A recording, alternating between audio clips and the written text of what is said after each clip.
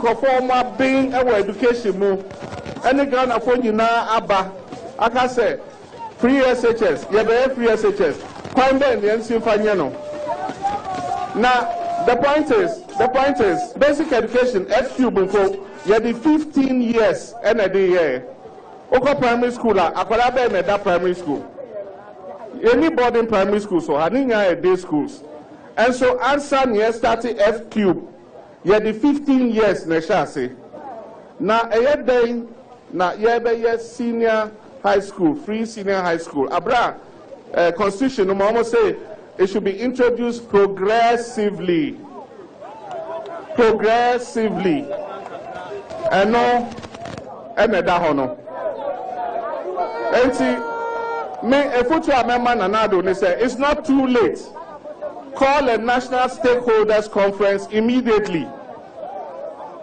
Nafa Ghana for you now, be on for na dream na. Near send your be ya.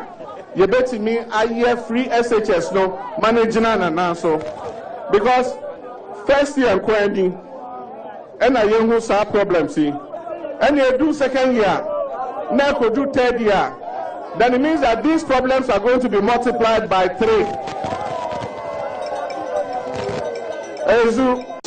So what did we be to say free SHS bar and then there was all year. It was a broad consultation.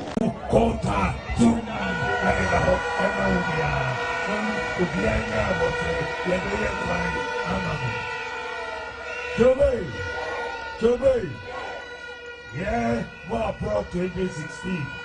Yeah, share Ghana for more. Say Omundiaba, yeah, the free senior high school education. Yeah, the better Ghana.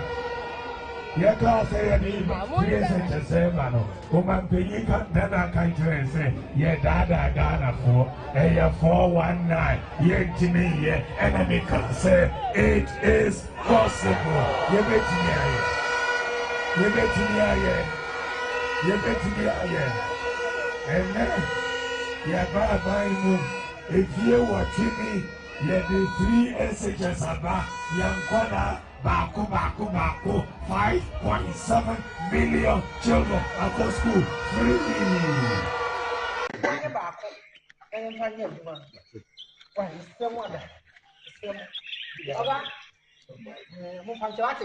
Now we use now.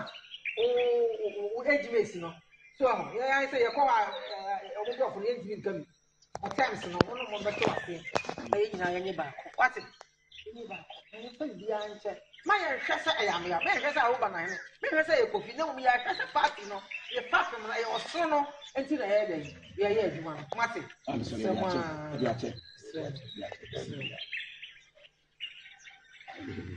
must be. I was so. Said the bracket, I can't, I make you what team is some one with you. I got a good idea. Umpocrasa, matching. I'll be bringing your back. I'll be close to you. What do you mean? Already, I'm only saying, fans and away. If you know one up my armor, almost to the normal and cassa. Now, almost the back one, I'm with me at the number. My number is the same number. So for them, I'm a present. Or mommy, and it's probably I didn't answer for once. Some more opportunity nearby this. No bad time. Another way. And I have one more. Thank you. No good can be called you that mobile. Yes, sir. Yes, Obi. Yeah, let's talk about exchange rates depreciation. Yeah, buy them. So, Mukaya, 2017, 4.2. Yeah. 2009, President Kufuor Kono, city no 1.2. And now, over 8 years, no, almost 2009 2016 record, no, almost movie city no to 4.2, which is increase of more than 300% increase, and our depreciation in the city. Nene, The dollar to CD is 5.4. And can say it hasn't shifted, but the rate at which, context is everything, Obi. The rate at which it has moved, it is 4.4. If NDC were managing the economy the way they've been managing it before we won power now, it drew 12 points, BB. Because this is 300% increase over that period. No, if we were replicating what they do, or if they were in power, God forbid that, and then we'll be talking about 12.8. But we've just moved from 4.2 to 5.2. So we're doing far better. One time I was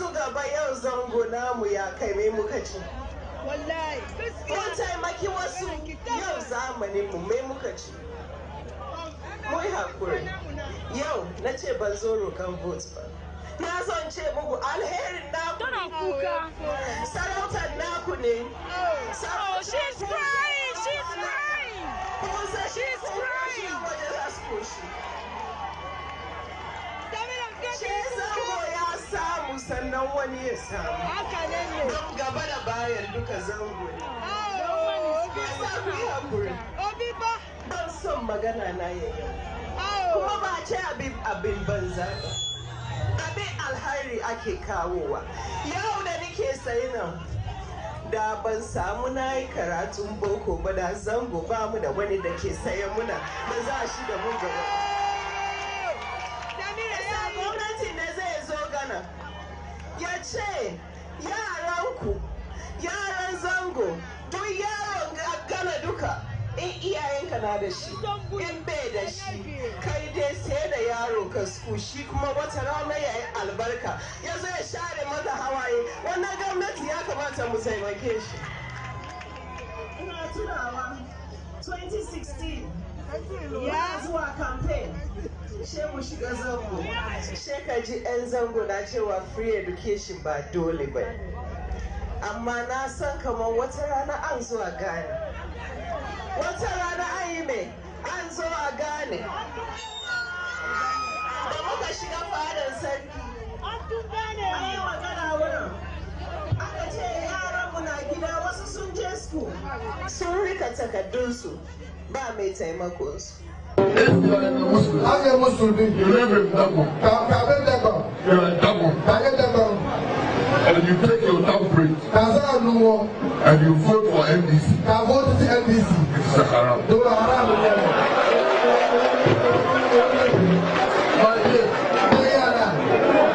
are an imam and you pray, and you pray for John Dramani Mahama to become president, instead of the Kamamur Bawumia, it's a haram. It's not just, I can say it. I must say it. NDC only uses Muslims for votes. People stand back. I used to only uses Muslims for votes. They don't use it there. There was a lot of voters who have no use of the number. If you are a Muslim, I am Muslim. You live in Dabo. You are in Dabo. And you take your temperate and you vote for NDC. It's a haram. If you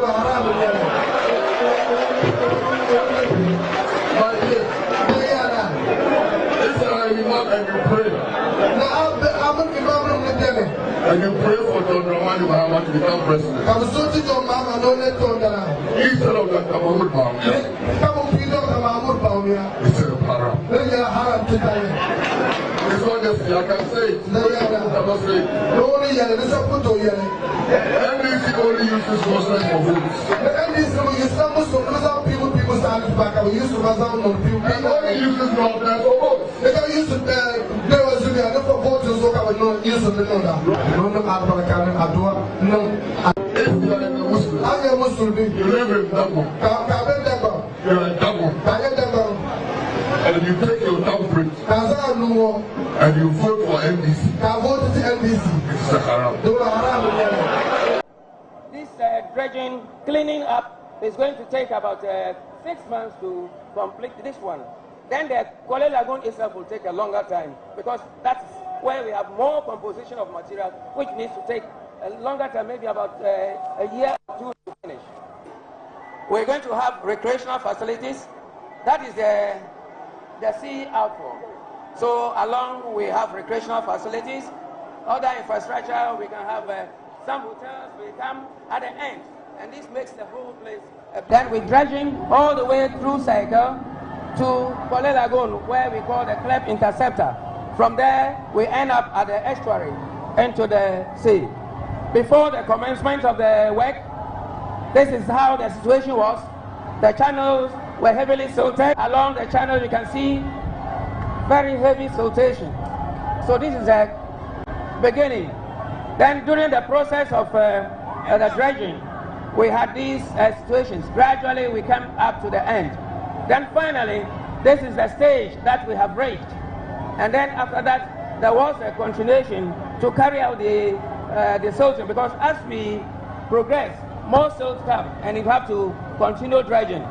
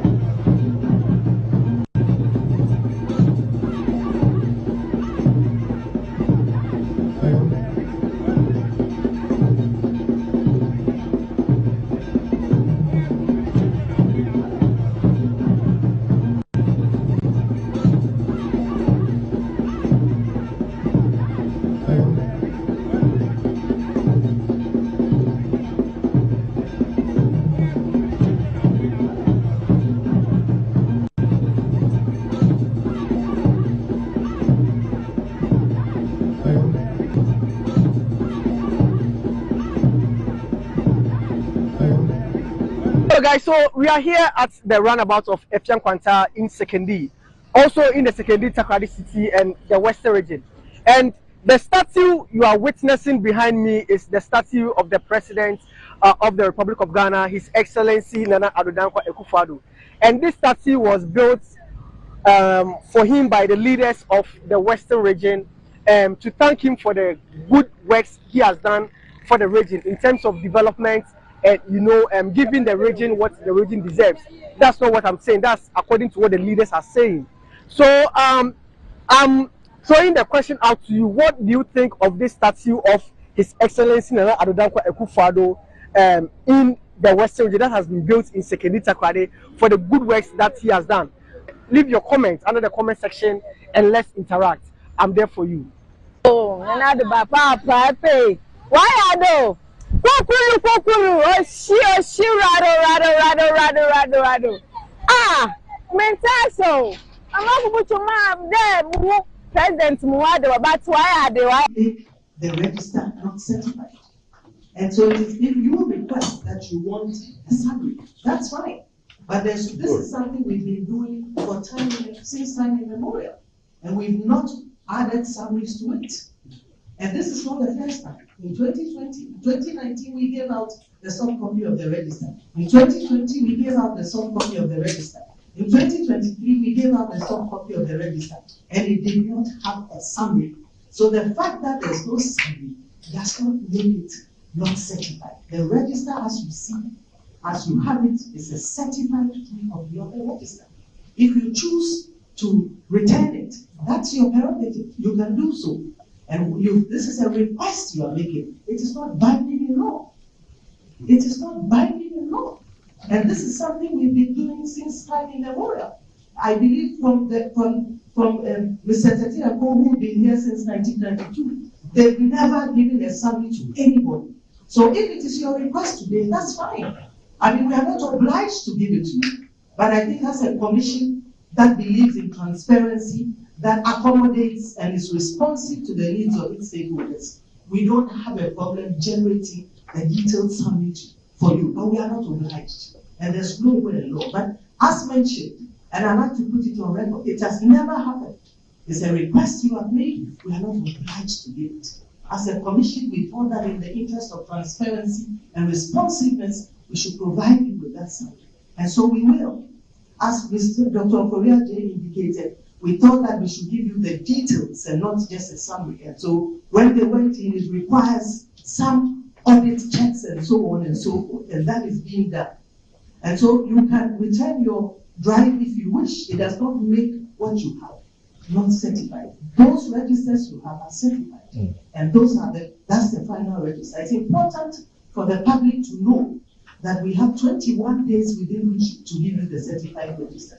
The register was certified on Friday, and we are not even up to 7 days. So we have up to 21 days to give you the certified register. But it's up to you. You can choose to return it or not. As I mentioned, it does not make it any less than certified. We place on record here that the registers that you have in those cases are the certified copies of the final register. They are fit, they are credible, they are robust for delivering a true, a credible, a fair, and a transparent to the election come December 2024. So I think that we, as a commission, will take our leave now, and it's up to you to keep it or return it. But it is a certified true copy of the register. You cannot hold us to ransom. We are not obliged to give you a summary. This has been the practice since 1992, and it is out of the spirit of transparency and responsiveness, as I mentioned, that we are providing those summaries. So as we indicated, we will notify you tomorrow, and we will send the summaries, I believe, that by soft copy. Those who return their own, when you get the summaries via WhatsApp or email, you can come and pick up your certified register. Thank you very much. Our friends from the media would like to thank you very much for your time here. We know we've taken a lot of your time, and until we meet again, it's bye for now. Thank you very much. Present you with the copy of the final certified voters register for the 2024 election. Thank you very much. Present you with the copy of the final certified voters register for the 2024 election. Thank you very much. Ladies and gentlemen, being a party to the suit in my official capacity, I am mindful of what I say.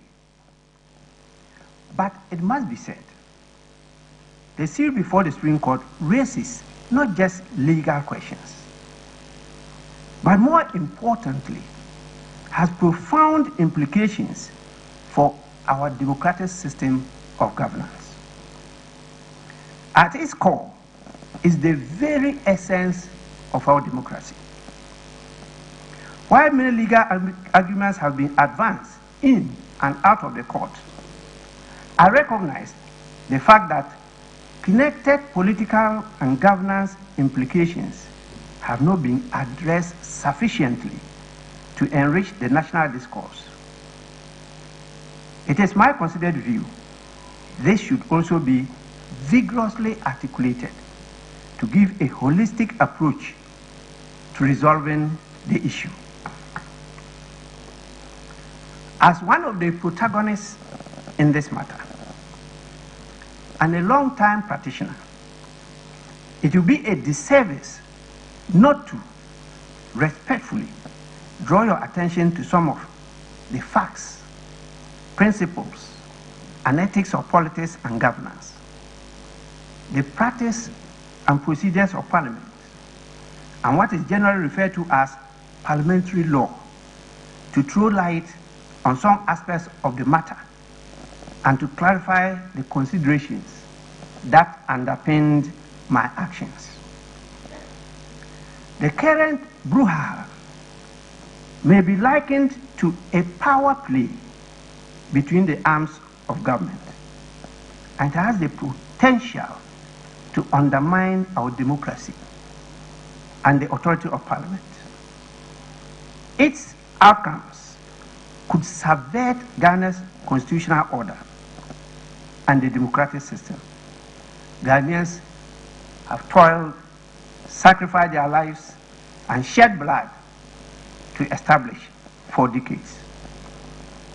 Ladies and gentlemen, recent acts of the judiciary and executive, and I see them as interference in the workings of Parliament, pose a direct challenge to the essence, jurisdiction, authority, powers, and functioning of the esteemed institution of Parliament, which is the repository of the sovereign will of the people of Ghana. It is increasingly becoming clear the judiciary and the executive are seemingly colluding to weaken Parliament.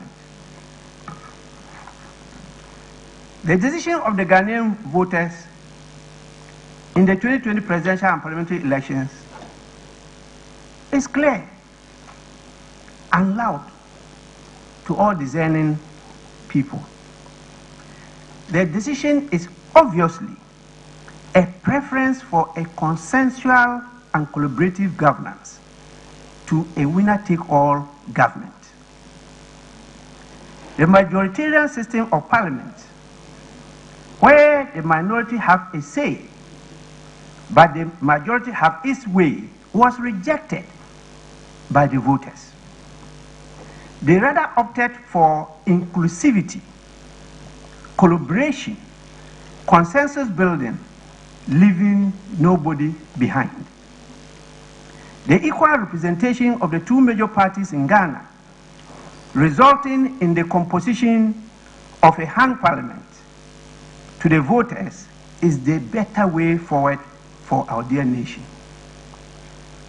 The expectation of the voters is this will lead to the constitution of a parliament where the national interest will prevail as against partisan or parochial interests.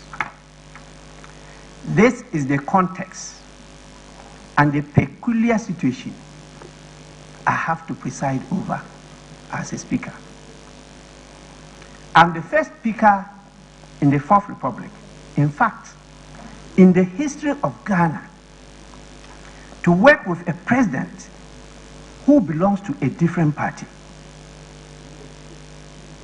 to work without a majority party in Parliament, but with an evenly divided Parliament, 137 apiece. That is a hung Parliament. Decision making has therefore not been smooth sailing. As the Speaker of Parliament, I hold the balance in favor of the national interest, but sometimes bend backwards to accede to government requests because government has been given the mandate to govern. It is with this understanding I led the board of the Parliamentary Service and members of Parliament to provide procedural rules of engagement to actualize this goal and to provide for the possible types of government as envisaged in the Constitution. These possibilities include an election of an independent president to form a government,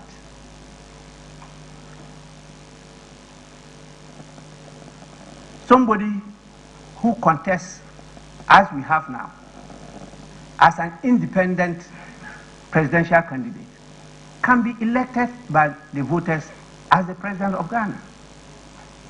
How is he going to work with Parliament to get his or her business, that is government business, approved by Parliament? We have a possibility of a minority government where the voters vote for the president, but he has less members of Parliament. And that is a...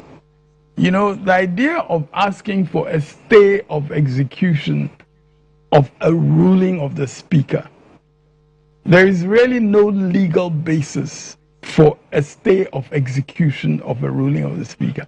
The court, the Supreme Court and other courts, have the authority to stay execution of decisions within the court system. Okay. But you don't apply for a stay of execution of something that happens within another arm of government, which is the arm of the Speaker. Now, the impression was given that because this is a matter for interpretation and so on, therefore you can run to the court. But again, there are clear decisions of the courts themselves, including the Supreme Court, decisions which make it absolutely clear that you don't, under the guise of interpretation, take to the Supreme Court things that are within the preserve of other courts or other authorities in the system. Very clear decisions. And I think we have to have a little law class here because, because I like some of these passages from the decisions of the Supreme Court itself, you know, to be laid out for all of us to look at, because all of us have a responsibility to protect what is in the Constitution. The Supreme Court is not a law unto itself, fortunately. Neither is the Speaker a law unto himself. We all have responsibilities. Well, definitely, in many respects. In fact, as I will try to perhaps explain if there is time, it erred in multiple respects.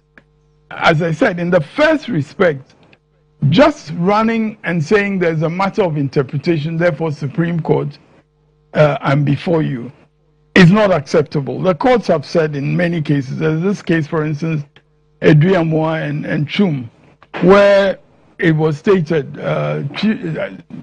Aqua, the Justice of the Supreme Court, as he then was, makes the point that all courts, tribunals, institutions, and all individuals are bound by the provisions of the Constitution in the adjudication of disputes before them. In summary then, whereas the original jurisdiction to interpret and enforce the provisions of this Constitution is vested, but that didn't go in his favor, and now we've gotten to the point where the Supreme Court is expected to give some final ruling. Yeah. I will continue to correct you. Stop misreporting. I am the majority leader. Don't say, no, say it. You've been saying it consistently, and I've been correcting you. The court has pronounced. Stop describing me as leader of MPP caucus. You should know better. So, Nana, there you have it. Alexander Penyomake, I'm clearly not happy with the description, with the description that's been widely reported in the media as leader of the MPP caucus. According to him, he still remains the majority leader, and there's been no set project. There's been no set. Young man, wait. For the purpose of education, the Speaker made a pronouncement. The court has ruled. You have lawyers at City. I don't know your experience in reporting, but once a court has made a pronouncement to restore the status quo, don't say that I am saying. You, as a reporter, there has been 2 rulings confirming that. So don't continue to describe me as leader of MPP caucus. Is that okay? Don't tell the public that I am claiming and that you don't know what it is. Unless you don't know why you are doing court reporting. I know why I'm doing court reporting. No. So can you clarify? Yeah, but I've mentioned it clearly in previous reports and in subsequent reports that you are the leader of the MPP caucus of the House. And even the Speaker of Parliament, you know... So, Nana, clearly, Alexander Penyom. If you reach a certain stage in life and there is nobody who can look you in the eye and tell you the truth, you are doomed. And that is where our country has gotten to. We need to rescue this country. Wallahi. And I feel very terrible as a Ghanaian at this time. This country is in serious trouble, ladies and gentlemen. We are in serious trouble. We need to rescue this country, ladies and gentlemen. The presidency has been so depraved, so muddied, so dirtied. that I tell you in all sincerity as a Ghanaian, that I feel terribly sad today as a Ghanaian. We need to rescue this country. Wallahi, inshallah. Please don't cry. We shall rescue our country.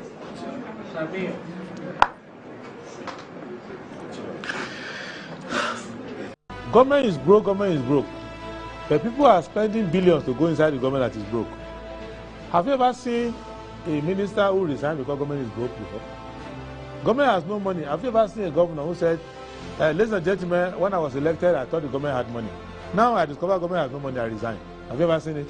Government has no money, but they are bringing money out at election time. Where is that money coming from? So they are lying. What is happening is that there are two types of wicked people in government. Type 1, they eat current money. Any money they find in government, they will eat it. They are wicked about that one. There is type 2. Type 2, they eat current money and future money. They will say, my term will end next year. When I leave, how will I eat money? Let me borrow money now and borrow money of the future and eat it now.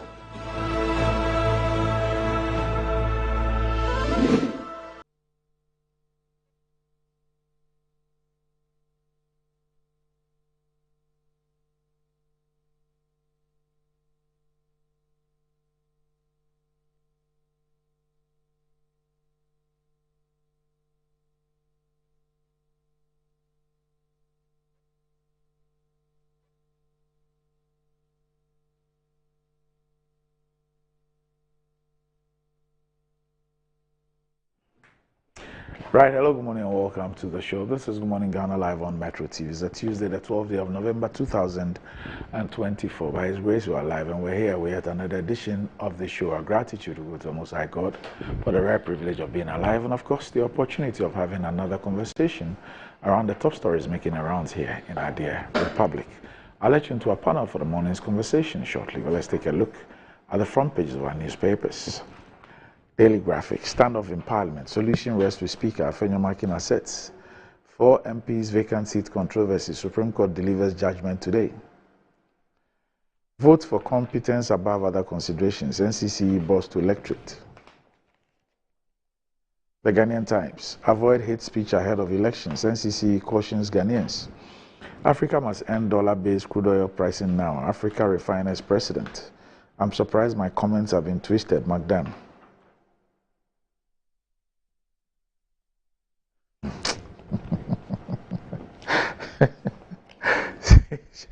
CJ issues directives for serving court processes on parliamentary officials. Daily Guide, 4 MP seat saga, Bagbin swerves Supreme Court, judgment today. Rebecca campaigns for Baumia, end dollar-based crude oil pricing, Dr. Abdul Hamid, sitting on minority side will be bad omen, Afenyomakin, local government minister commissions, Techiman and Kranza markets. The new crusading guide, Baumia will equip students with competitive skills to succeed, Education Minister. Clock sack calls off strike. Supreme Court delivers verdict on vacant seats today. A vote for Baumia is a vote for Akufo-Addo, Sami Jemfi. Sosu bags U.S. Presidential Lifetime Achievement Award. I'll raise voting age to 35, Chiri Abusum. The insight. Towards attaining Nkrumah's dream of economic empowerment and development, NPP and NDC have failed Ghanaians, says GUM founder, as he launches scathing attacks on Baumia. Vote for my husband, he will be great president. Alan's wife appeals to Ghanaians. Good morning, Auntie Pat. Eradicating viral hepatitis. WHO says Ghana off track in global fight against menace. Military officer turned fish farmer, the story of Colonel Agbeduawu's life inspiration to the youth. African Union 2025 elections are contests of prestige and clout, not continental vision. Alan tours are for region, pledges to empower chiefs. The Daily Statesman, let your vote shape Ghana's future, Baumia tells electorate. Professor Haynes speaks on religion, democracy nexus in Ghana today. NPP elders push for strong grassroots campaign. Government commissions modern markets in Techiman and Nkranza. Daily Post, Mahama tipped by EIU to win presidential vote, poll shows. Joanna Jan cleared to contest a secondary High Court lifts injunction. Mahama fellowships with the clergy in Kumasi and proposes peaceful solution to parliamentary impasse. John Mahama bails out the stranded UDS medical student. Economy Times, Ghana bags $840 million oil revenue in first half. Bank of Ghana's gold coin effectiveness to tackle Ghana's dollarized economy critiqued. ADB congratulates 2024 National Best Farmer. And that's about it for the front pages. We'll be back shortly.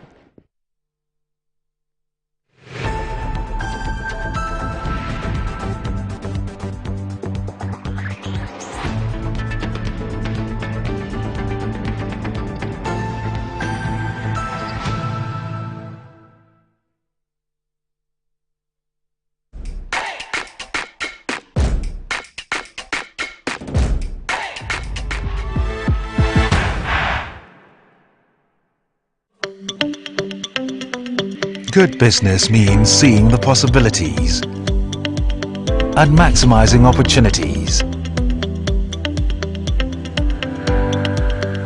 Making sure you have a responsive support system backs your business goals.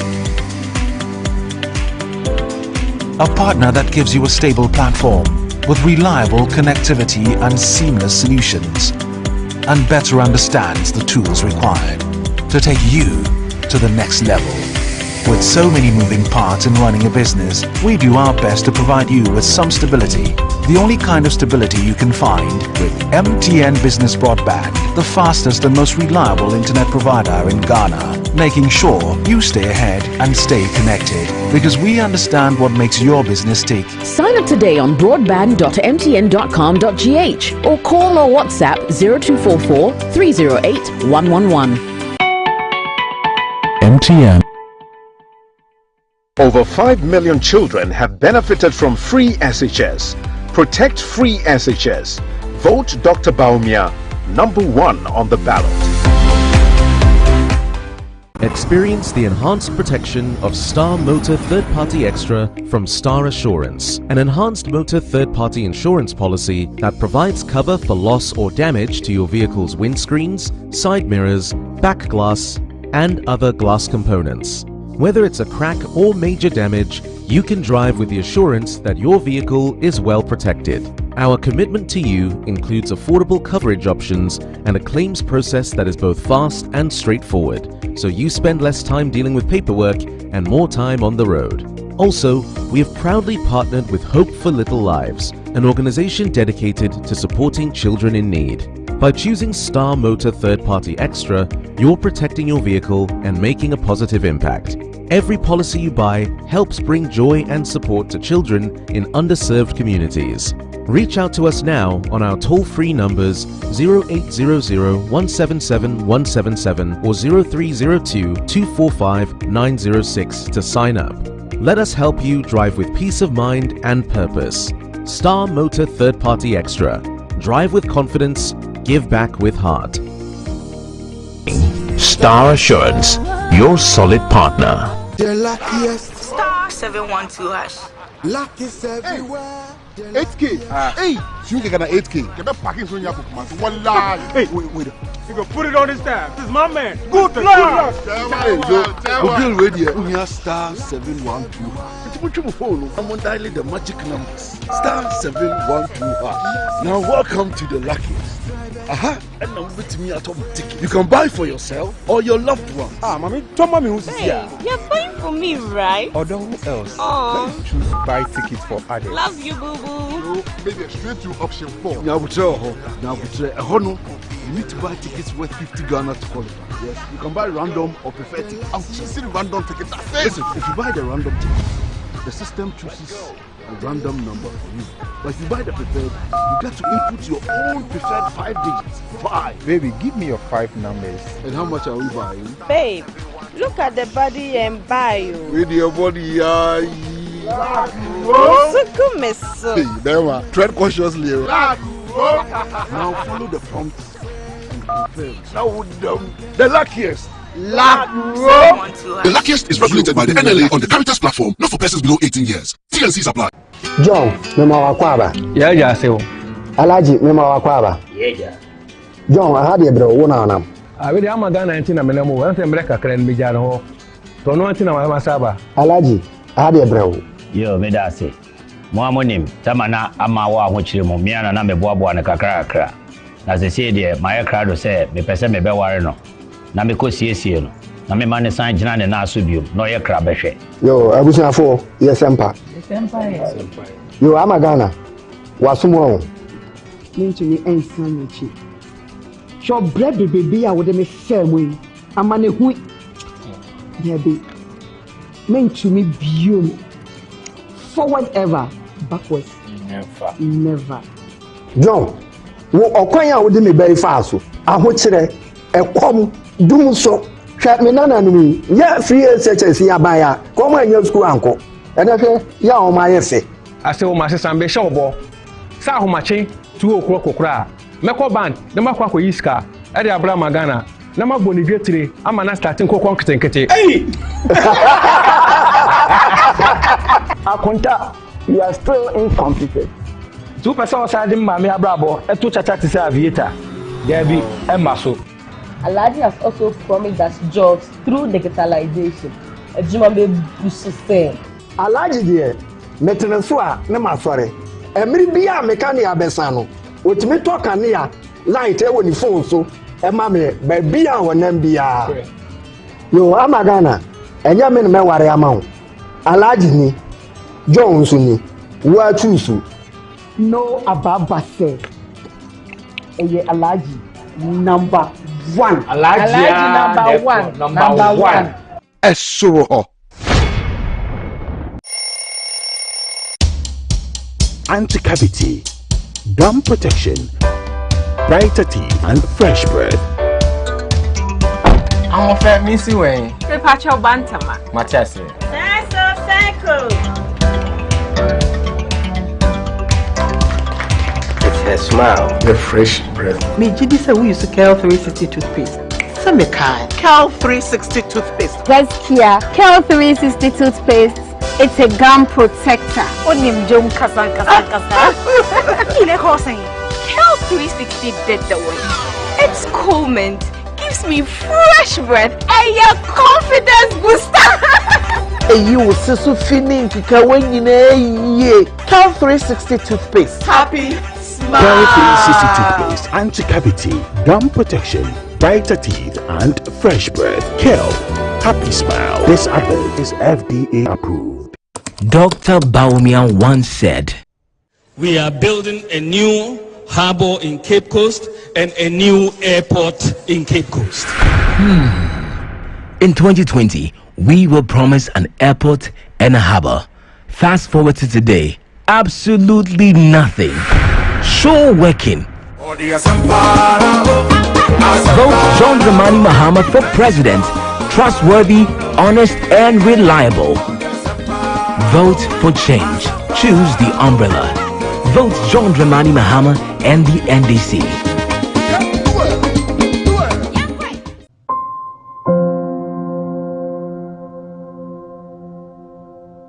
Ama, nansi mi jeno wo bin enko ye kwao. Ama ma ye bohu se kontomra akija. Nansi me hu se me nyo basima kra. Ama me kunu me into kwankwa. Oh you why? Enye mo ko. Give us JC lecture and in the capsules. You num boom and what some na mo kana. E boa emma ene meme nyina. Na ma wo ba ye obesima. Na be ma so aye be masima. Ya, we be boa wo kunu. Ama ne giant sa wo de hye ne botum. Na wanyinya na nim tisese ne wo yi chopon.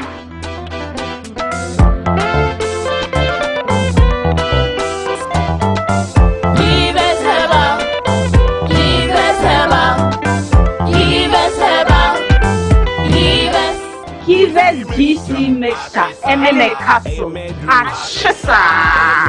A pin for a batter, one more menu for one and Quada when if you do me.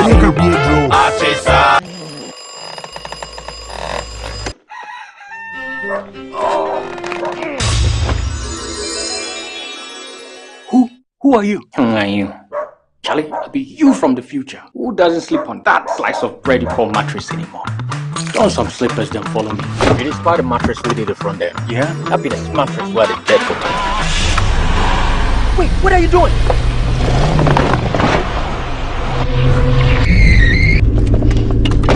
Wow! No damage at all. Not only durable, but also super comfortable. Come on, try it. Nothing day like ash foam. Enjoy full body support and unparalleled comfort for a restful sleep. Don't forget your keys. Get the premium sleep experience with mattresses from Ash Foam. Visit any of our showrooms nationwide or at ashfoam.com.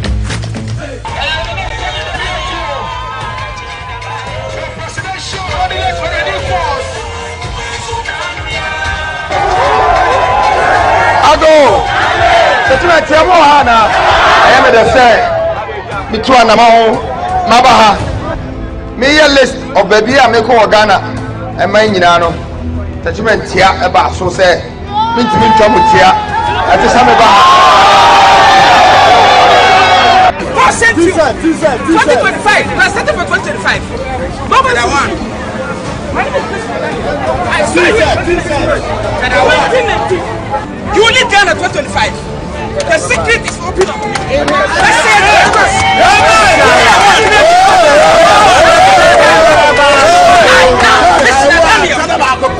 2025, you will leave Ghana. Nobody will leave Ghana except you. Let's say it. Munina Muoko Promoti, how I am Media Mamui, Munusuno, and Idiemu, Mama Maobi and the Tomo Shabre, Nawakasa of Mamusikana Mokoto. Happy Wenso, Osumi Ayakoto Abano, Usha, a sign 12, 12.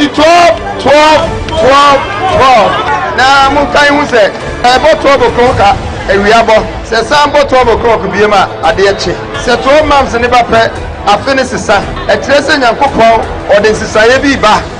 Etina, Oko ballot in this one. Overkai 1, 2, 3, 4, 5, 6, 7, 8, 9, 10, 11, 12. Over I am branching now. On a plan and the water you. The academy now, I am for.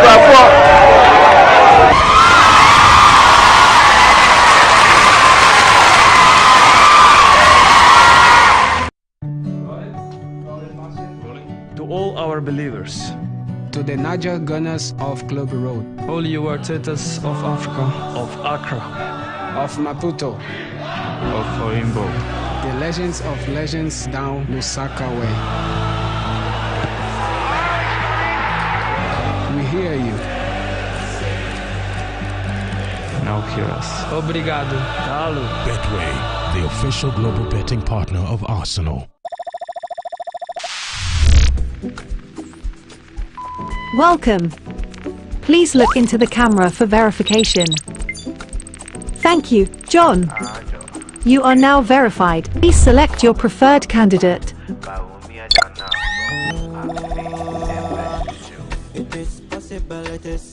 New candidate.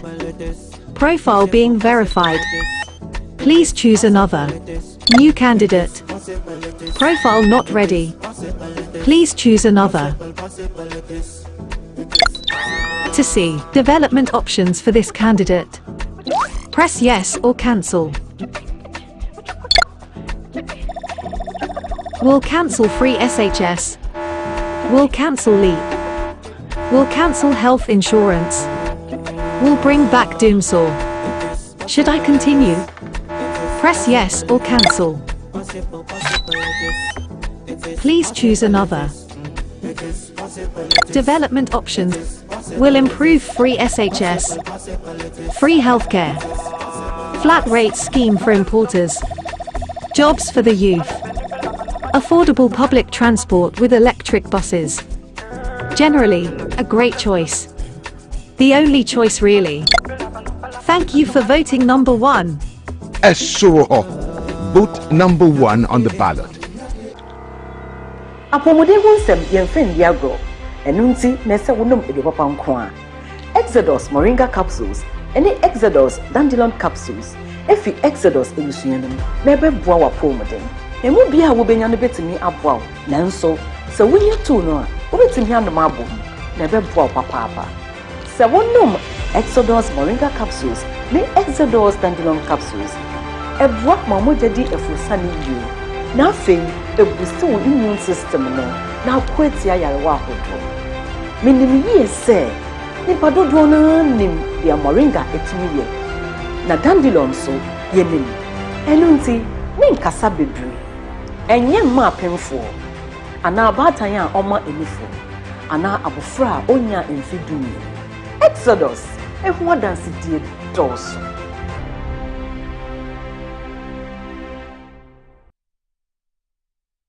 Dr. Baumian once said, "But if the fundamentals are weak, the exchange rate will expose you." Dr. Baumian, you know, when your fundamentals are weak, your exchange rate will expose you. That time now $1 to 4 cedis. And today, 11.5. The rate of depreciation. What are we going to say? Let me say dollar. India, a Turkish near Medina, ewo dosa or the bremi. Embla me money deposit. Not dollar no. 6 cedis to $1. In August 2022, over $100,000. I have the evidence.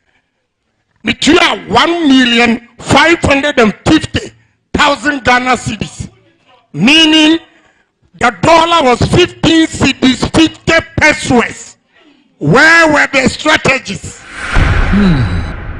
The dollar, which was selling at 4.2 Ghana cedis in 2016, is today selling at about 17 Ghana cedis. Prices keep rising, businesses are collapsing, yet the so-called economic messiah is dead silent and totally clueless about how to fix it. Vote John Dramani Mahama for president. Trustworthy, honest, and reliable. Vote for change. Choose the umbrella. Vote John Dramani Mahama and the NDC.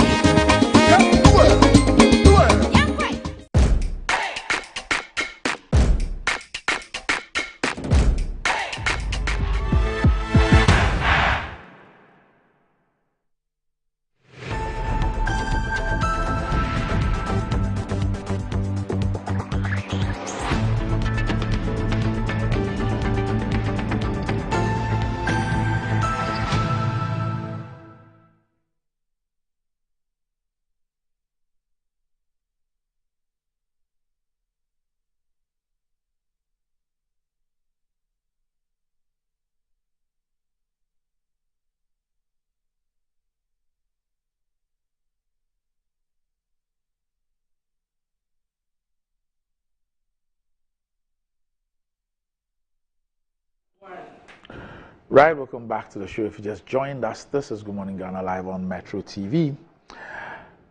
And MTN would like me to remind you that it's been an awesome journey with Momo from MTN.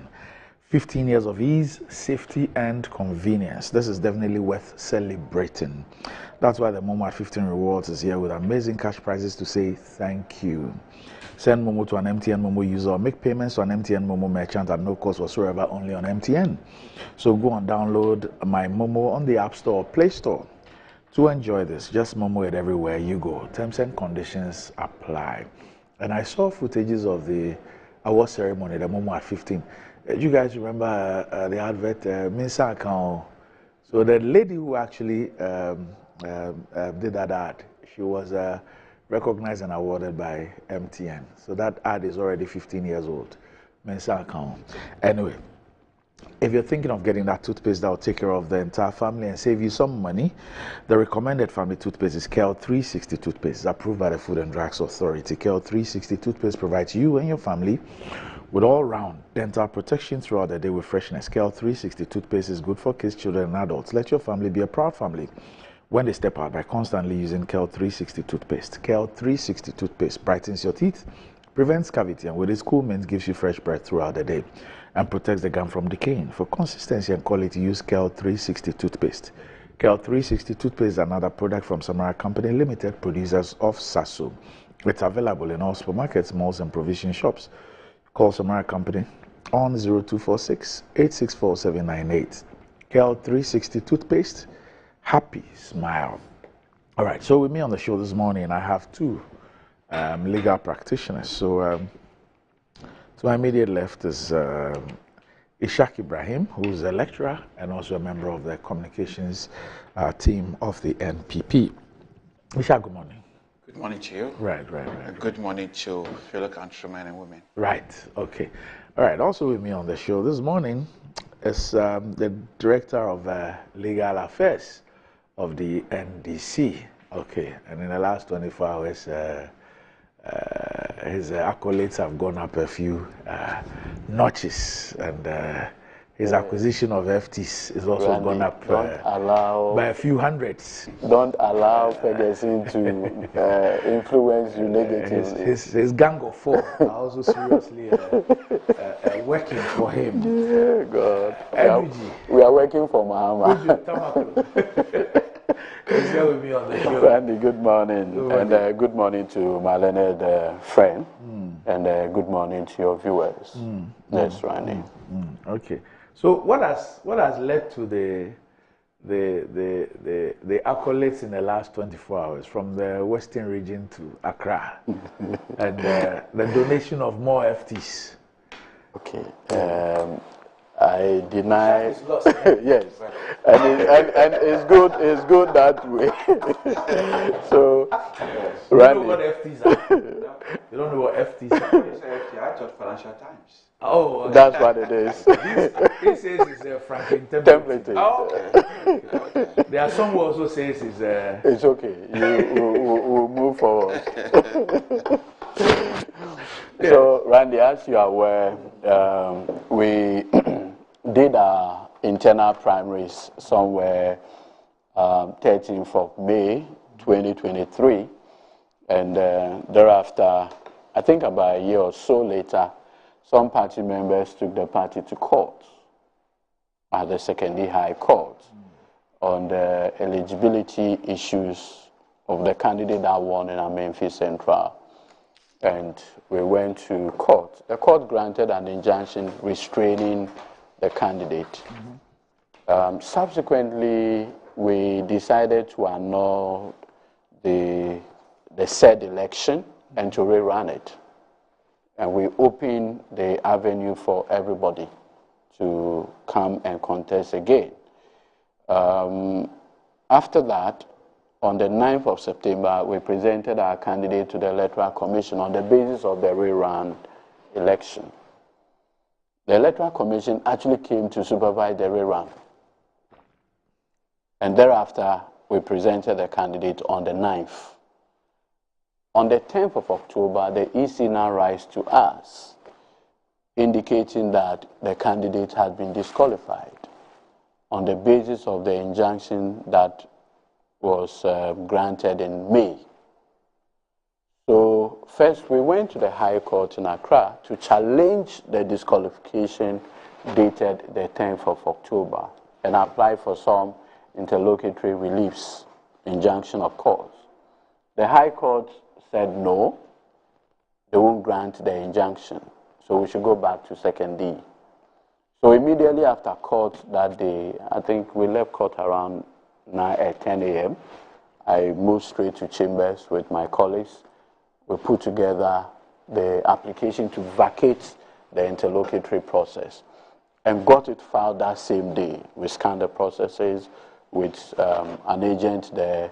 We did everything and served the Electoral Commission because we had a relief B in it to restrain them from printing the notice of O and the ballot papers. And then the substantive relief A had to do the vacation of the injunction order.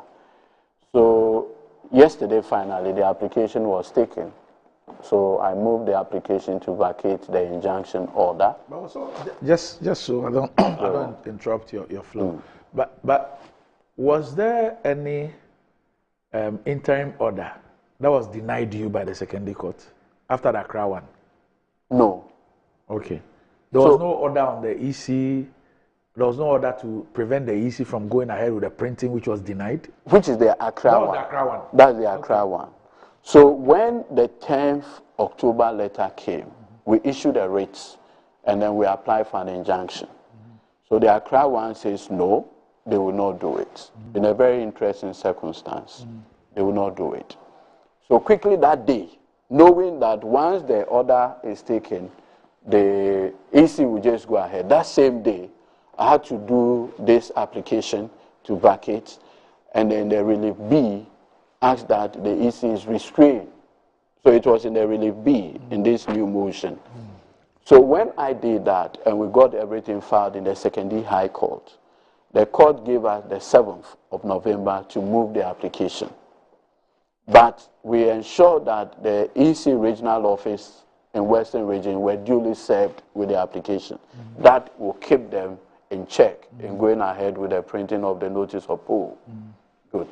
So thankfully, when we went on the 7th, the plaintiffs, respondents now, asked that they be given time to file all the necessary processes. And the court said, no, we should come back. In fact, they said we should come back on that's yesterday. So we went yesterday, we moved the application. First, there was an application to dismiss the entire suit. But the court said no. So then we had to move the application to vacate the injunction order, which was taken, and the court gave a bench ruling. In this wisdom, felt that we have demonstrated. What is the bench ruling? You know, usually the courts can go and say, look, we'll come back with a ruling. But the bench ruling is right there. Okay. The judge is seated. Jinaoji. Yes. Shishishi. yes, right there. Okay. So that's basically what happened yesterday. The court gave a bench ruling. So immediately I have to get the Electoral Commission informed because they had a rep in court. Okay. And so he heard what the orders were. But again, we needed to formally communicate. So because of the inter-party engagement, I triggered that process. And the Electoral Commission said, okay, yes, if that's the case, we should serve them with the order itself. So I had to stay back yesterday until almost 5 p.m. to see if I'll get the order. It has been drawn. But, you know, my Lord has to ensure that it reflects, the person typing is different from, just to ensure that everything that is captured in the ruling is captured in the order that will be drawn. So we should be serving the Electoral Commission today so they can have her on the notice of poll. Okay. All right. Okay. So I'm sure that your candidate... At least at this point, we have, with this new development, we have 276 parliamentary candidates for the 2024 election. Okay. All right. I don't know. Ishak, I don't know if you followed that. Yes, I followed a bit. Yes. Okay. I think that earlier on, I think I listened with interest when the NDC was initially arguing that, one, they have cancelled the results. There shouldn't have been any outstanding issue because it's for them to decide whether to, they could have actually filed somebody without actually going for primaries. But that side, it troubled me a bit at that point. Okay. Because once you conduct an election, and it will give entitlement to people. If somebody said, on the basis of this election, I've gotten a particular right. As a human rights activist, I would say that canceling the results, you have problem.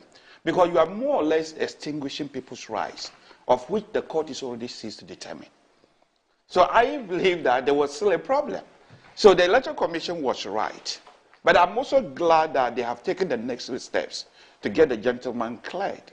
It tells us our republic, there is hope for the republic, and our democracy is working.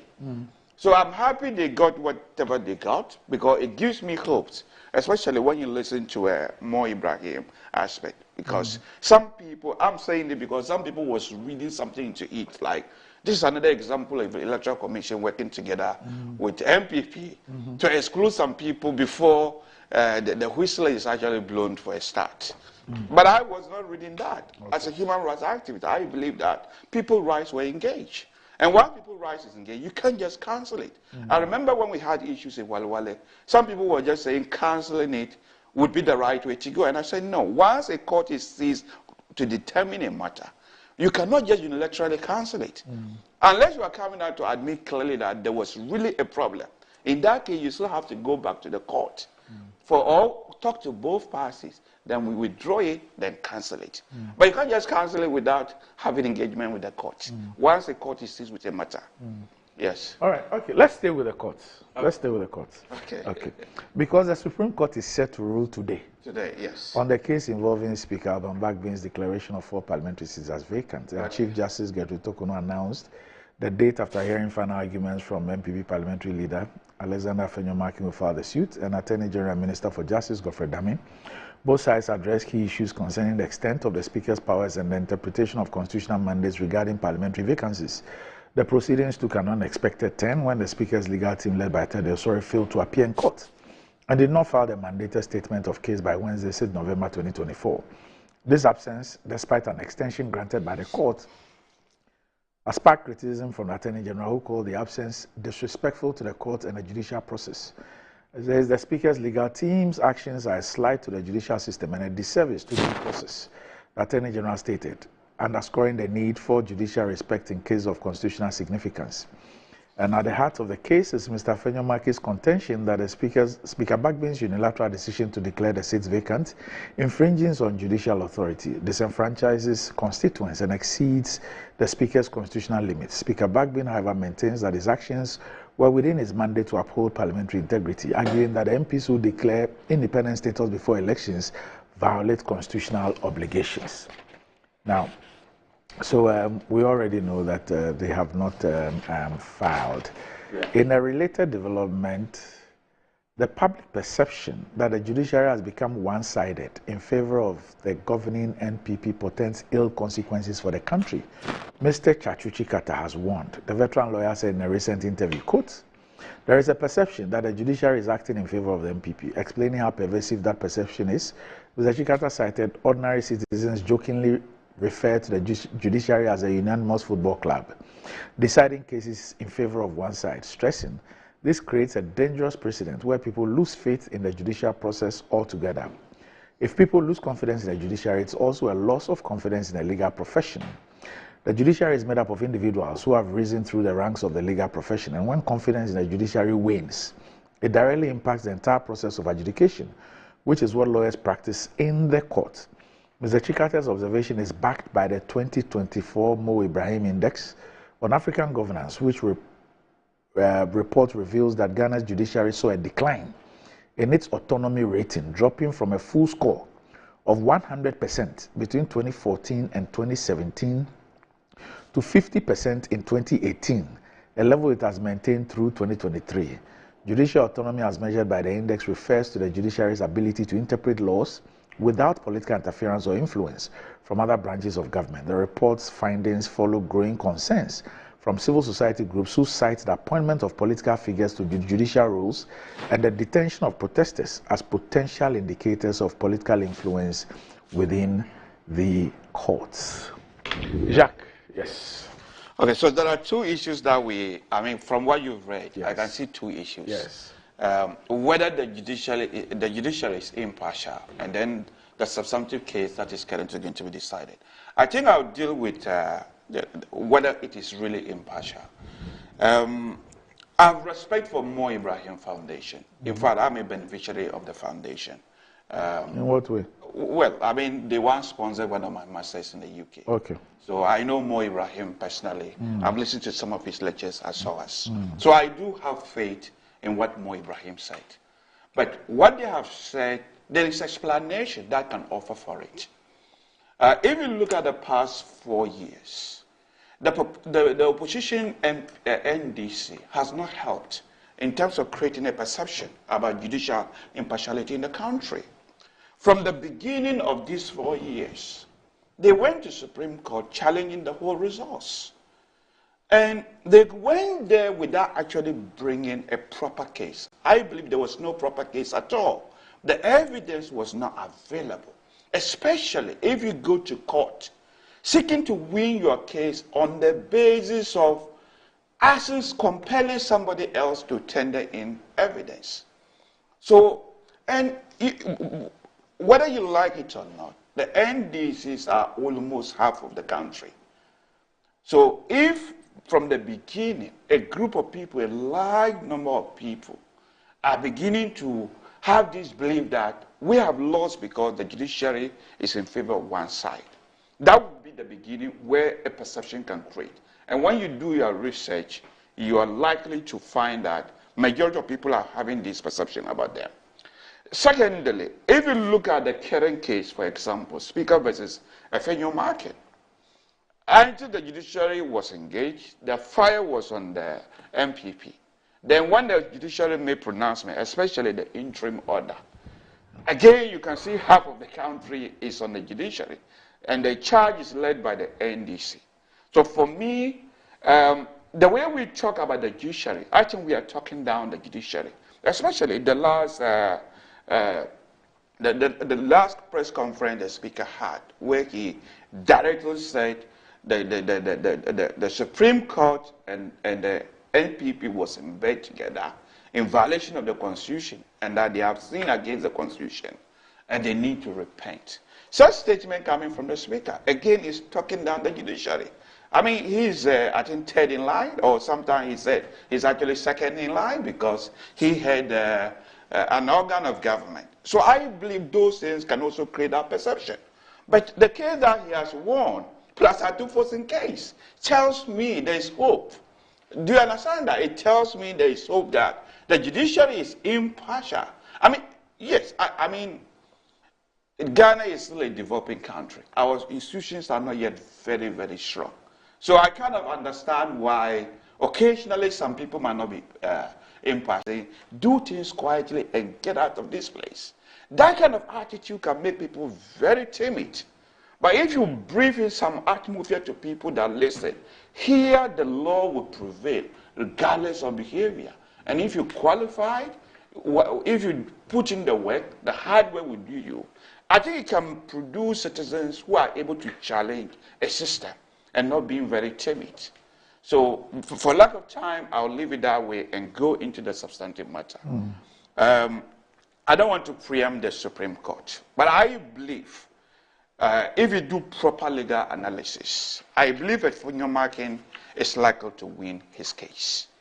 I've listened to people like Kweko Asari, I don't know whether I'm pronouncing the name correct, and who said the judiciary has become so predictable and that it is a very worrying sign. I don't really know the basis of his argument. I don't have problem with being able to predict the judiciary as a lawyer. For example, in the UK again, the legal profession has been divided. We have solicitors, we have barristers. So usually solicitors have what we call litigation rights. Barristers have right of audience in court. So if usually solicitor will be seized with a case and then ask a barrister, as to if you look at this case, how is it likely to go if you go to court?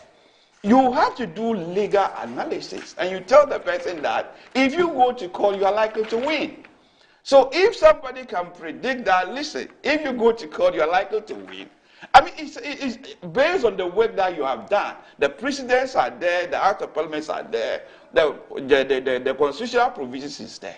If you do that, you're able to predict. Is this something negative? No. It probably says that you're a good lawyer, that the precedents back your case. Or sometimes you advise your client that this kind of case you need to settle because you might not win in court. Now, let's come to the substantive case.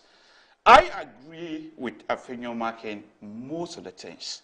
If you look at the first case, whether I agree Article 97 is very emphatic. I mean, it uses imperative language. Tells me that once you cease to be a member of what they call it, G or an age, kicked in. But the trouble we are having here is that we said it has not kicked in. This provision has not kicked in. I think that's the first initial argument of some of the MPP members. For example, with your permission, I'll read Article 97. A member of Parliament shall vacate his seat in Parliament, the G, if he leaves the party of which he was a member at the time of his election to Parliament to join another party, or seeks to remain in Parliament as an independent member. So the argument here that it has not kicked in. Otherwise, if it's kicked in, you can no longer make an argument whether it has kicked in or not, isn't it? Because the word shall is imperative. Now, so what we then need to determine is whether these members have ceased to be members of the MPP, or for that matter, the one person in NDC. Now, for me to cease to be a member, there are three ways we can determine. One would be your political party expels you and makes it clear that they have actually expelled you. So people believe, or you resign. So we know that none of these people have resigned from their political parties. We also know they have not been expelled. But some people argue that the moment you try to contest as an independent. Is it people arguing, or is it the NPP constitution speaking? No, the NPP constitution says words to that effect. But as a lawyer, no words to that effect. It says exactly so. Okay, yes. Let be as me. But for me, I don't only read the constitution the way it is written. I also act what we call constitutional conventions. The convention of the NPP had always been that if you make such a conduct, first of all, they will try to engage with you. Having engaged with you, if that fails, then they write to you to tell you that you have been expelled. Can you give me one example? One example. Where they have done that? Hold on. One example. Okay. Of an MPP MP. Yes. Who filed to contest as an independent candidate. Yes. Who, at the time of the EC issuing the statement of poll, okay, was an independent candidate on that statement of poll, together with an MPP candidate, okay, who was engaged. I don't have that. I don't have that in mind, but I know other instances. So where are you taking I know other instances whereby a misconduct has happened, and the person was written to. I also know that the Formula MP, because what you are speaking, let me. I'll satisfy you. Yeah, okay. I also know the Formula MP. They had engaged him, he couldn't succeed, and they wrote to the former Speaker of Parliament that he has been expelled. No, you're not getting me. Okay. I'm saying that. Yes. When? Yes. Since when? When is you talk about constitutional conventions? Okay. So I ask. Yes. Since when has anybody? Yes. You know, when you talk about misconduct, the MPP constitution is clear. But I mentioned the Formula MP. No, I'm saying that the Formula MP was not engaged after the statement of polls had come from the EC. No, I don't know that. They do it behind the scene. Engagement, you wouldn't know. They do it behind the scene. Oh. And I think that engagement failed. That was why they've written to the Speaker to say that he has been expelled. But that's one issue. Look, I'm trying to take politics out of this and try to analyze it using my legal. That is what I'm trying to. The third one, Chief, you might. That is what I'm. No, that is why I'm trying to draw your mind to, because what you're doing would also create the impression that although it is in black and white that the party can expel you, that you can resign. It is also in black and white that if you engage in a particular conduct, automatically it's forfeited. That's where I'm coming to my third Chief, point. I'm coming. However, in all of those three instances, even when people have put in resignation letters, they are still engaged. Even when there are letters to expel people, there's still engagement. I will come to what you're explaining. That is my third point. Okay. So if we don't have clear reason that you have been expelled, and we don't have the fact that you have resigned, there are instances whereby your conduct element might be able to demonstrate that you are no longer with a political party. I accept that. And I think that's the basis in which the Speaker was trying to make the decision, or probably made the decision. So the conduct element, again, we go to legal theory. It can help us in terms of attempts. There are two theories here that is engaged. One would be if your conduct is more than merely preparatory. Other people have argued that it has to be the last act. Majority say the last act is very absurd, but your conduct has to be more than merely preparatory. So one way would be the fact that you have filed to contest as independent and the notice of poll. So some people, on the basis of that particular decision, I think whether they remain MPP members or they have left, it can go either way, but because as I said, the theory is that either more than merely preparatory or the last act. So I believe on that particular specific question, the Supreme Court would decide either way. Now, the second question would be, who has the right to make that decision? And as if you listen to Afenyo Makin argument, this is some of the argument I have been making all along. Because for me, Article 99 is very clear that the person who has a right, the body that has a right to make that decision is the High Court and not the Speaker of Parliament. And that was why I said that the Speaker, the previous Speaker of Parliament, Professor McQuay, was wrong. And you can't say because he was wrong, we have to be consistently wrong to be right. That would be a definition of madness. Why am I saying the High Court? The Article 99 is very clear. Determination of membership of Parliament. To determine whether somebody has been validly elected as a member of Parliament or ceased to be a member of Parliament, that question needs to be answered by the High Court. But other people said Parliament has that power, because if you look at Article 110, at least I've listened to some of their lawyers who argue Article 110, that says that Parliament would have the right. It says that subject to, let me just get the provision right. Let's have a look at it together. It says subject to the provision of this Constitution. Already this is a clawback clause. When it says subject to the provision of this Constitution, it tells me that the Constitution have already given powers to others. That is why it says subject to the provision of this Constitution. It's a clawback clause. Now, it's a Parliament may by standing orders regulate its own procedure. So some people have argued this is where Speaker draws his powers from. But this is not specific. It's a procedure. Then you go to the standing order. I've seen the standing orders. I don't know whether it's the latest standing order. But I can say Article 19, yeah. Article 19 of the standing order, that made it clear that the Speaker of Parliament would have the power to declare vacancy in Parliament. Am I right? To inform. Okay. You're using the word inform. Okay, so that article, that's where people are going. And I think that is a problem area. Right. Again, as a lawyer, you have to go back to legal theory. Now, specific powers have been given to somebody. And then a general power is given to somebody. So people would think there's a conflict. But there's no conflict. I believe you are familiar with Professor Hart's theory of law. So Professor Hart's theory of law and Dawkins' theory of law could help us. And I believe the Supreme Court is likely to deploy some of these theories. So Hart says that when you see this thing, there are differences between these two, then lawyers will be called upon to differences between which two? You see, I say Article 99 has given specific powers. Which part of, guys, help me. Which part of the Constitution speaks about deliberations, proceedings, and speeches made in Parliament which cannot be questioned anywhere? There's a part of the Constitution. Yes. I hope you are aware of that. I am aware of it. Okay. Provided you are staying within your power. No, just what I'm saying, that there is a constitutional provision. Yes. That deals with that. Proceedings, deliberations, and... But if you look at the history of it, it didn't say Parliament has got unlimited power. We borrowed it from the West. That's not what I'm saying. I'll try to explain to you the history of it. Okay. I've done the UK constitutional law. Okay. We borrowed it directly from over there. What was the essence of it? It was actually meant to protect parliamentarians because they have a history of killing even speakers of Parliament. It was meant to say that speech in Parliament cannot be questioned. It's more or less like to protect you from defamation and criminal liability, but not when you exceed your power. But it goes beyond speech.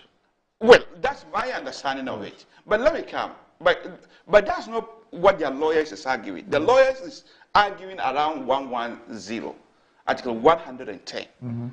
But my argument here is that people think these two conflict, but they don't conflict because we can go to we can go to legal theory to say that if a specific power is given to somebody, if I'm wrong, he'll correct me.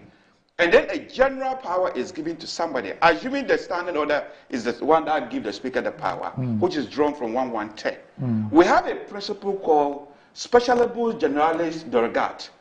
So we call it short lex specialis rules.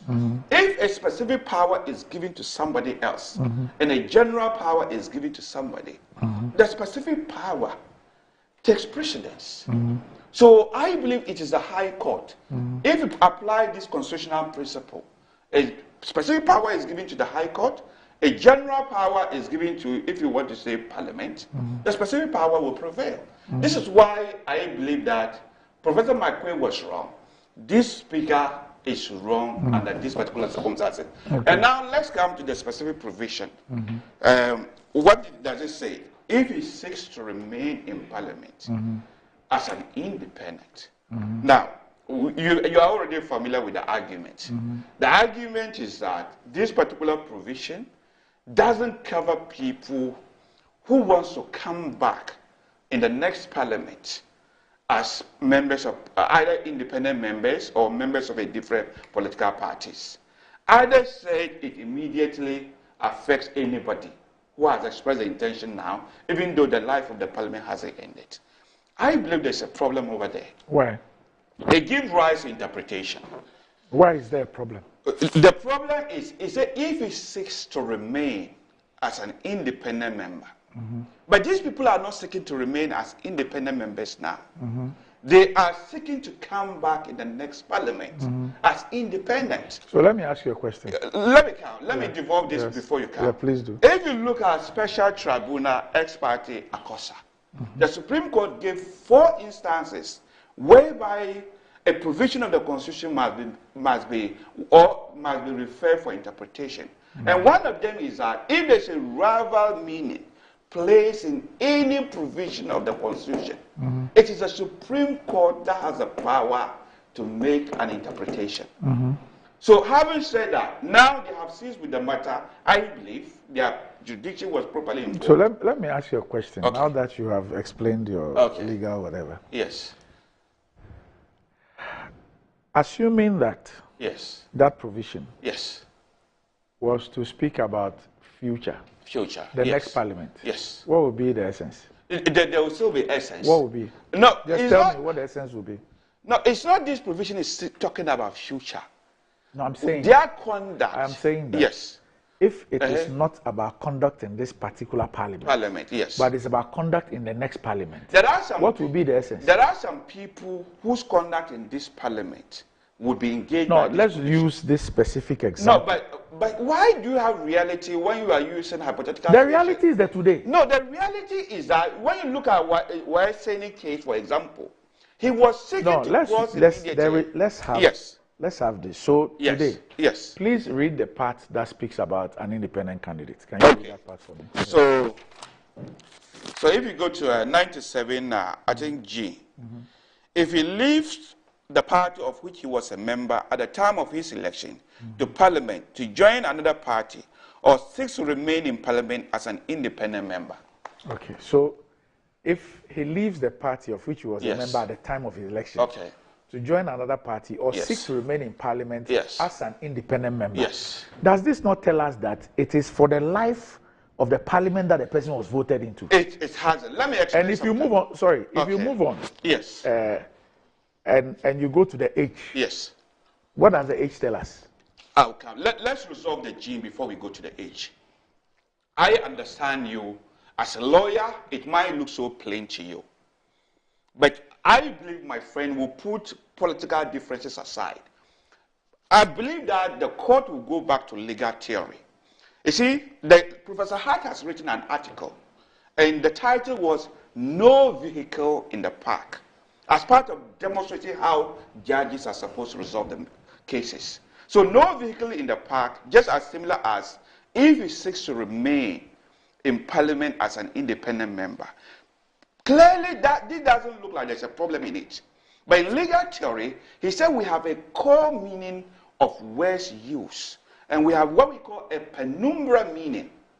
So the core meaning will be understood like you linguists, that if you see the core meaning like this, usually it will be now for some people. Because Parliament has a life. Let me come. Let me devolve Parliament has a life. Yes. It says that when you are elected and you seek to remain.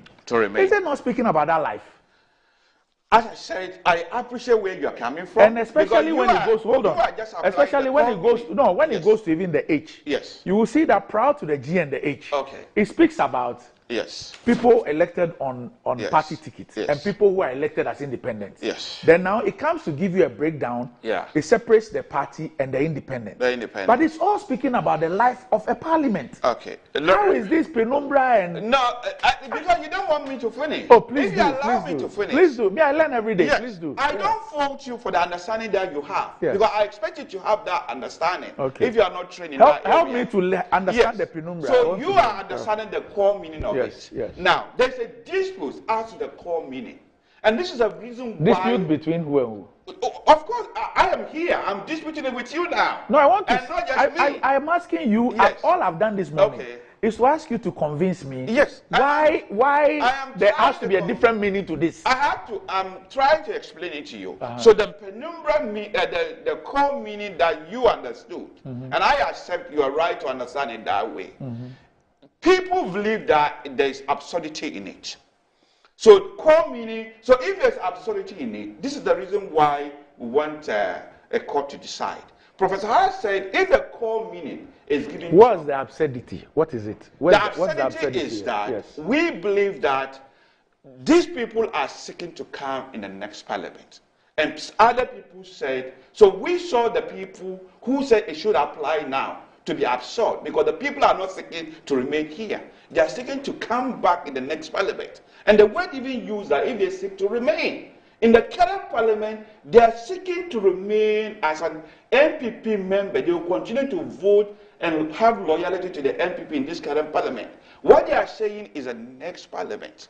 So if a court is seized with this thing, Professor Hart advises that we have to go to, the court will look at the core meaning and the penumbra meaning. So what I'm asking you is that... Let me come. Let me develop it beyond the Yes. penumbra meaning, then you come. Okay. So the penumbra meaning would then tell us the court need to interpret it and then come out with the results. The result that we get after the interpretation is give out what we call the penumbra meaning. And one of them would be, what was the reason? Yes. What was the reason why this clause was put here in the first place? Yes. Other people then call it purposive approach. Yes. So the court would ask, what was the reason? Yes. And did you read Yes. Professor Okwe's purposive interpretation in his ruling on this matter? Did you read that? I've told you from the beginning that I disagree with him. You disagree. Yes. With, I think it was wrong. Hold on. You disagree. What you have told me, unless I'm wrong. Yes. What you have said here is that you disagree with the exercise of the power to declare the vacancy. Yes. You think that it is vested in the High Court. Yes. Yes. But you have never told me that you disagree with his purposive. I've not seen his purposive approach. That's why I asked you. Have you read it? No, I haven't read it. If it is not his decision in the first place, whatever interpretation he places will be wrong because that's not his decision. It is a High Court decision. That is not his decision. So as I said, if you but you cannot be wrong. It's not your decision to decide this matter. But, you are here but as a citizen, expressing an opinion. Yes, but that's why I'm saying, I'm saying he's wrong because I'm expressing an opinion. Yes. What I'm saying is not a fact. Okay. It's the Supreme Court that will decide. Yes, so yes. So if I you want take to the still understand approach, that how will there be any other? Yes, so any other would be to go to memory lane. History would tell us what was the reason why this provision was there. Yes, and what from my reading, the 1969, what they call it, Constitution had that provision. I think that was the first time it appears. And what they have realized is that Nkrumah government at that time was attempting or succeeded in weakening the opposition. People who elect their parliamentarians come to parliament. He realized that he doesn't have the required number of people, parliamentarians, to be able to vote for his legislation or whatever he wanted to do in parliament. So what he does is that he caused some members to cross carpet to his party, give him the required number. So the whole idea was to have a strong government and a strong opposition. And they would remain the way they were when they were first voted for. And if you were seeking to weaken other side, then the electoral will be called upon to make a decision again. So if you see it, that was a mischief they were trying to prevent. Including the H. Which one? The H. I'm so explaining the F. I mean the G. I'll come to that. Now, 1979 again, that clause was there. And now 1992, that clause came in. So I believe looking at the purposive approach, what they are doing will not weaken the government or opposition at this time. It's not going to. It's the next parliament that their decision would have effect. How? So in the next parliament, how will it weaken or strengthen any party? No, I said it will have effect, even if they win at all. But this current parliament, I'm saying that this current parliament, as it's constituted, their decision is not going to have any effect in it. Okay. Yes. So you move on to the yes. So the G is if he's elected as a member, the H. If he was elected a member of parliament as an independent candidate and joins a political party. So that one too is futuristic. No. This one, and I've not dealt so much in it, but my understanding of this will be to determine whether the former MP have actually joined the MPP. And it will be a question for the court to also determine. Is he not the MPP's candidate in the election? He is a candidate, but I'm not sure whether he once left the party. When did he join? Do you know when he joins? I know that he is the MPP's candidate for Fomena. That's what I know. But do you know when he joins? I don't know. We don't know. But as we speak today, he is the MPP's parliamentary candidate. So again, the purposive approach will work here. The purposive approach would be that his decision going to affect the current parliament. Look, we are not in hurry. This is 9 o'clock. Probably the Supreme Court will make pronouncements on this. Okay. And they may give me a better reasoning than what I'm trying to give you. All right. But my knowledge of legal theory tells me Professor Maikwe was wrong. Okay. Our current speaker is wrong. Okay. And we cannot be right by being consistently wrong. Okay. Let me make some money practically. Okay. We'll be back shortly.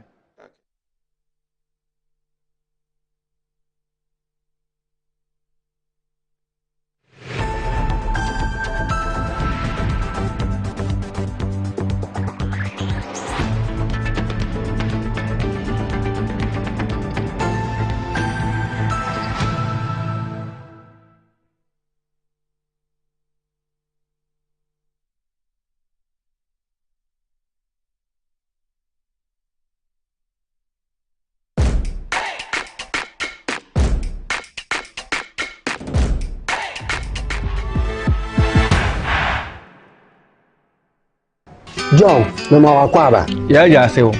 Alaji, mema wakwaba. Yeah. John, I had a bro, one on them. I really am a gun and tin a minimum, once and break a crane bijano. So no tin of my saba. Alaji, I had a bro. Yo, Medasi. Moamonim, Tamana, Amawa, which you Miana Name Bobo and a Kakra. As they say, dear, my crowd said, me pese me bewareno. Namiko CSL. Name man sign Jan and Nasubium, no your crabeshe. Yo, I was not for, yes, Empire. Yo, I'm a Ghana. What's wrong? Mean to me, ain't sanity. Your bread baby, I would have same way. I'm on a week. Yeah, be meant to me, beauty. Forward ever, backwards. Never. John, wo okwanya wo de me very fast. Ahokyere, ekom, dum so. Hwa me nana no mi. Ya free SHS ya ba ya. Kom anya school anko. Ena hwe ya o ma ye fe. Ase o ma se sambe hye obo. Sa ahomache 2 o'clock kokra. Meko bank, na makwa akoyi sika. E de abra magana. Na maboni dwetire ama na starting kokon ketenkete. Hey! Akonta, we are still incompetent. 2% outside the Mammy Abrabo, a 2 chacha to say aviator. There be a muscle. Aladi has also promised us jobs through digitalization. A Jimabe Bususe. Aladi dear, Metanasua, Nema sorry. Every beer mechania besano. What me talk and near light when you phone so.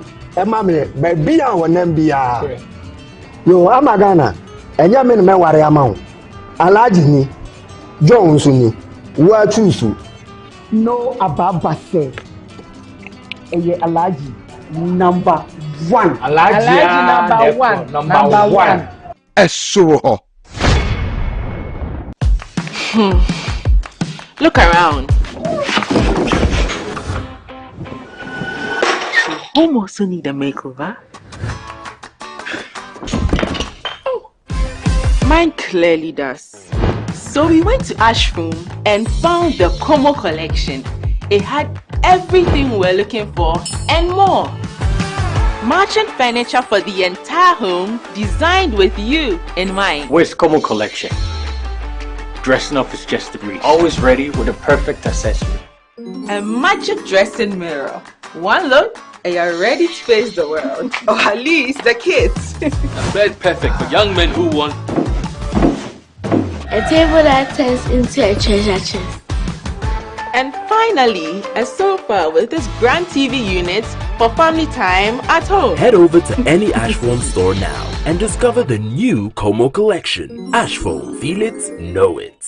Dr. Baumian once said, every constituency will get $1 million every year for rural and deprived communities. Under this program, there should be no village or community in Ghana after the first 2 years that would have a water problem or a toilet problem. Next joke, please. Vote John Dramani Mahama for president. Trustworthy, honest, and reliable. Vote for change. Choose the umbrella. Vote John Dramani Mahama and the NDC. Experience the enhanced protection of Star Motor Third Party Extra from Star Assurance, an enhanced motor third party insurance policy that provides cover for loss or damage to your vehicle's windscreens, side mirrors, back glass, and other glass components. Whether it's a crack or major damage, you can drive with the assurance that your vehicle is well protected. Our commitment to you includes affordable coverage options and a claims process that is both fast and straightforward, so you spend less time dealing with paperwork and more time on the road. Also, we have proudly partnered with Hope for Little Lives, an organization dedicated to supporting children in need. By choosing Star Motor Third Party Extra, you're protecting your vehicle and making a positive impact. Every policy you buy helps bring joy and support to children in underserved communities. Reach out to us now on our toll-free numbers 0800-177-177 or 0302-245-906 to sign up. Let us help you drive with peace of mind and purpose. Star Motor Third Party Extra. Drive with confidence, give back with heart. Star Assurance, your solid partner. To all our believers, to the Niger Gunners of Globe Road, all you Artetas of Africa, of Accra, of Maputo, of Oimbo, the legends of legends down Lusaka way. We hear you. Now hear us. Obrigado. Galo. Betway, the official global betting partner of Arsenal. Welcome. Please look into the camera for verification. Thank you, John. You are now verified. Please select your preferred candidate.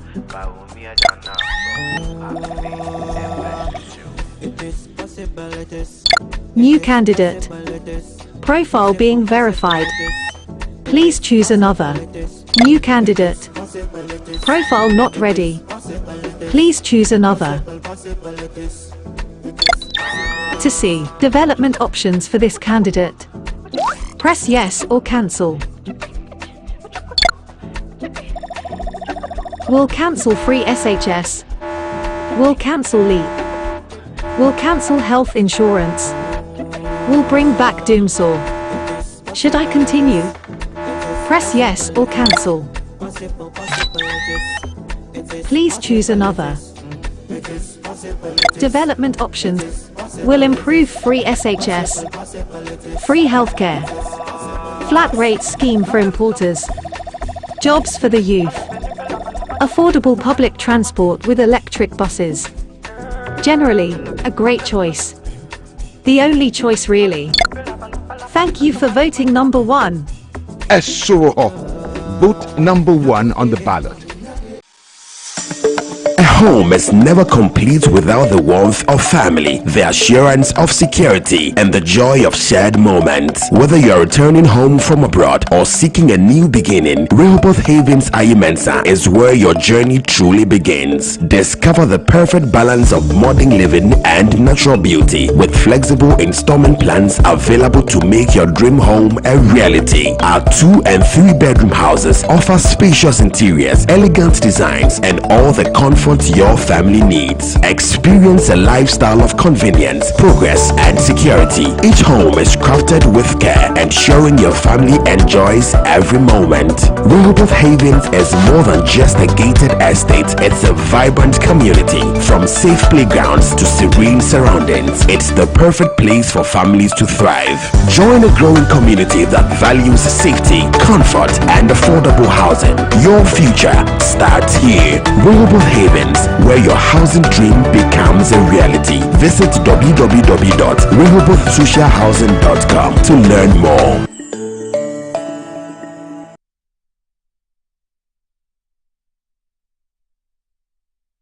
The luckiest. Star 712 hash. Luck is everywhere. 8K. Hey, you get an 8K. Get that packing from your book, man. Wallahi. Hey, wait. You go put it on this tab. This is my man. Good luck. Hey, yo, bill radio. We are star 712. It's much more phone. I'm on dialing the magic numbers. Star 712. Now welcome to the luckiest. And now with me at home ticket. You can buy for yourself or your loved one. Mommy, tell mommy who's here. You're buying for me, right? Or who else? Oh. Let me choose buy tickets for others. Love you, boo boo. Maybe straight to option 4. Now we try you need to buy tickets worth 50 Ghana to qualify. Yes, you can buy random or prefer ticket. I'm choosing random ticket. Listen, if you buy the random ticket, the system chooses a random number for you. But if you buy the preferred, you get to input your own preferred 5 digits. 5. Baby, give me your 5 numbers. And how much are we buying? Babe, look at the body and buy you. With your body, Hey, there we are. Tread cautiously. Now follow the prompts and confirm. Now the luckiest. The luckiest is regulated by the NLA on the Caritas platform, not for persons below 18 years. T&Cs apply. Oh, Mansa, what is happening? Sit down.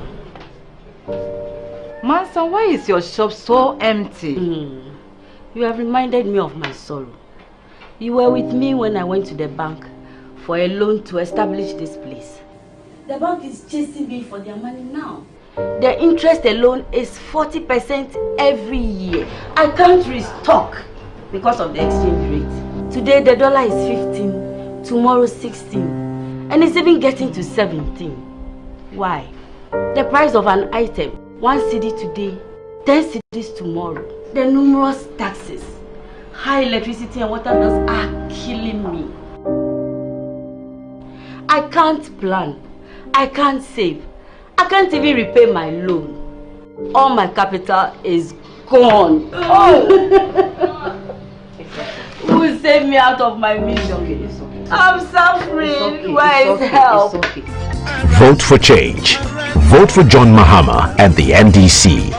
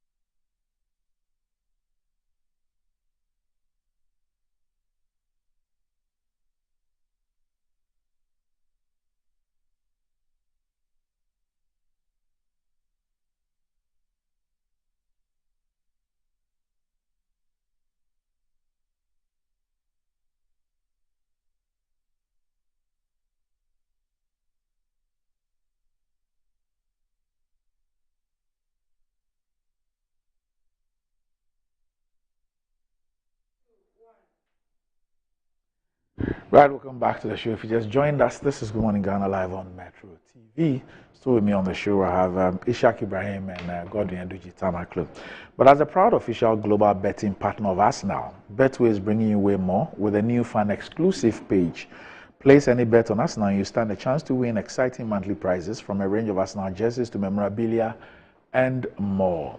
Not only that, you also stand a chance to win a once-in-a-lifetime play on the pitch experience at the Emirates Stadium.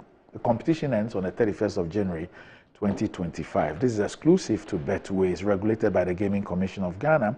Terms and conditions do apply. Bet the responsible way. Betway, get way more.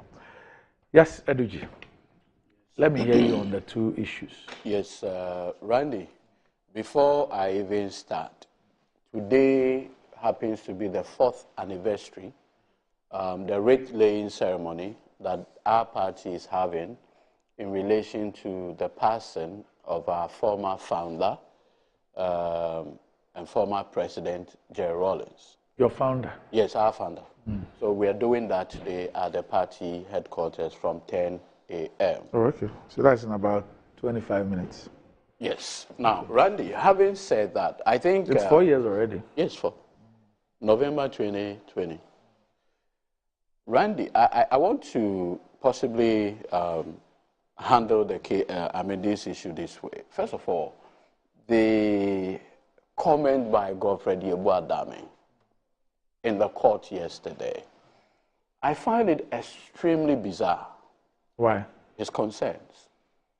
You see, much earlier, after the court proceeding, Mr. Godfred Yebuadame introduced something into the conversation that Thaddeus Sorry, who had been retained by the Speaker as his lawyer and his law firm, did not have the necessary approval from the PPA, and for that matter, lacked the standing to represent the Speaker, and even proceeded that by reason of the constitutional provisions, Article 88, he, Yebuadame, the Attorney General, should be the one representing the Speaker. These 2 points were made by him. What he didn't also tell us is that, you see, the Supreme Court has already, in the case of Janet Amegashe versus the Attorney General, raised the same constitutional point and said, look, yes, it's true, the Attorney General has some powers under Article 88 to represent the government. However, imagine the Attorney General being the one representing the judiciary. It has the potential of undermining and compromising the independence of the judiciary. And so the Supreme Court, speaking through His Lordship Justice Databa, provided a guideline, a roadmap of what to do in those circumstances. And Godfred Yebuadame is aware. But you see, consistent with his practice is always to play to the gallery, either to incite the court against a fellow lawyer, which he had done consistently. In fact, I have been at the receiving end of that conduct. I recall vividly in 2016, myself and my senior Judge Lowe had represented the Muntie 2, the Muntie 3, but we represented 2, Akugan and Alista. We were doing our private matter. We went to court one day. I was representing Alaji Grusa and he represented Vincent Odoche before the late Justice Yebua. Immediately we announced ourselves as lawyers. He started, oh my Lord, do you know that Eduji was the lawyer for the Muntie 3? Effectively to incite the courts against me. And thankfully the judge saw the diabolics and quickly remarked that, oh, even whilst he was in private practice, because of his inclination to human rights issues, he had to even represent somebody who was accused of murder when nobody was willing to represent. So he sees nothing wrong with it. And so that is the character and make. And so I wasn't surprised yesterday when once again he decided to make fetish out of the absence of Mr. Sorry in court. In any case, what the rules of the court requires is that the party is duly notified of judicial proceedings. The person can elect not to come. And so, for Mr. Dami to infer disrespect from that conduct, again tells you his conduct, which is obviously unbecoming, in trying to, as the leader of the bar, in trying to incite the court, the judiciary, against other lawyers. And I think that 4 years into the office, he should have grown into the office. Look, I mean, this is an office that the likes of Geoffrey Bing, Swansea, in fact, his own boss, Nana Dankwa Akufo-Addo, Papa Usu and Koma, Ayiko Otu and Co., Marietta and Co., once occupied. And they brought so much honor and dignity to that office.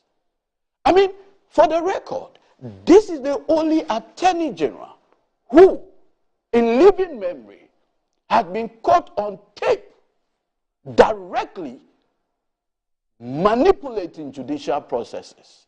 In any serious country, he should not be holding himself as the Attorney General of the Republic. In fact, the last bar conference in Kumasi, the bar council was divided because there were people in the bar council who said, look, this young man should not be permitted to come and address the bar. Really? Yes.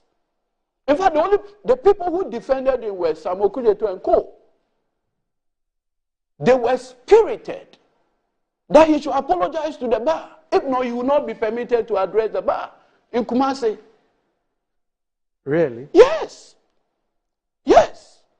Because I spoke to members of the bar council. The bar council was divided because of the misconduct coming from him. And he has this, I don't know, this is a man who was coaching Jakpa.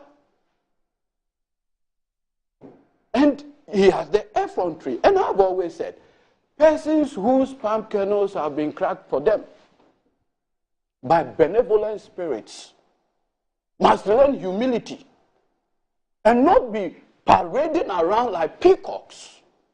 What is that? Randy, that said, you see, if you look at the Mo Ibrahim reports, first of all, like you rightly indicated, you are a beneficiary of the Mo Ibrahim platform. Okay, so the Supreme Court has ruled.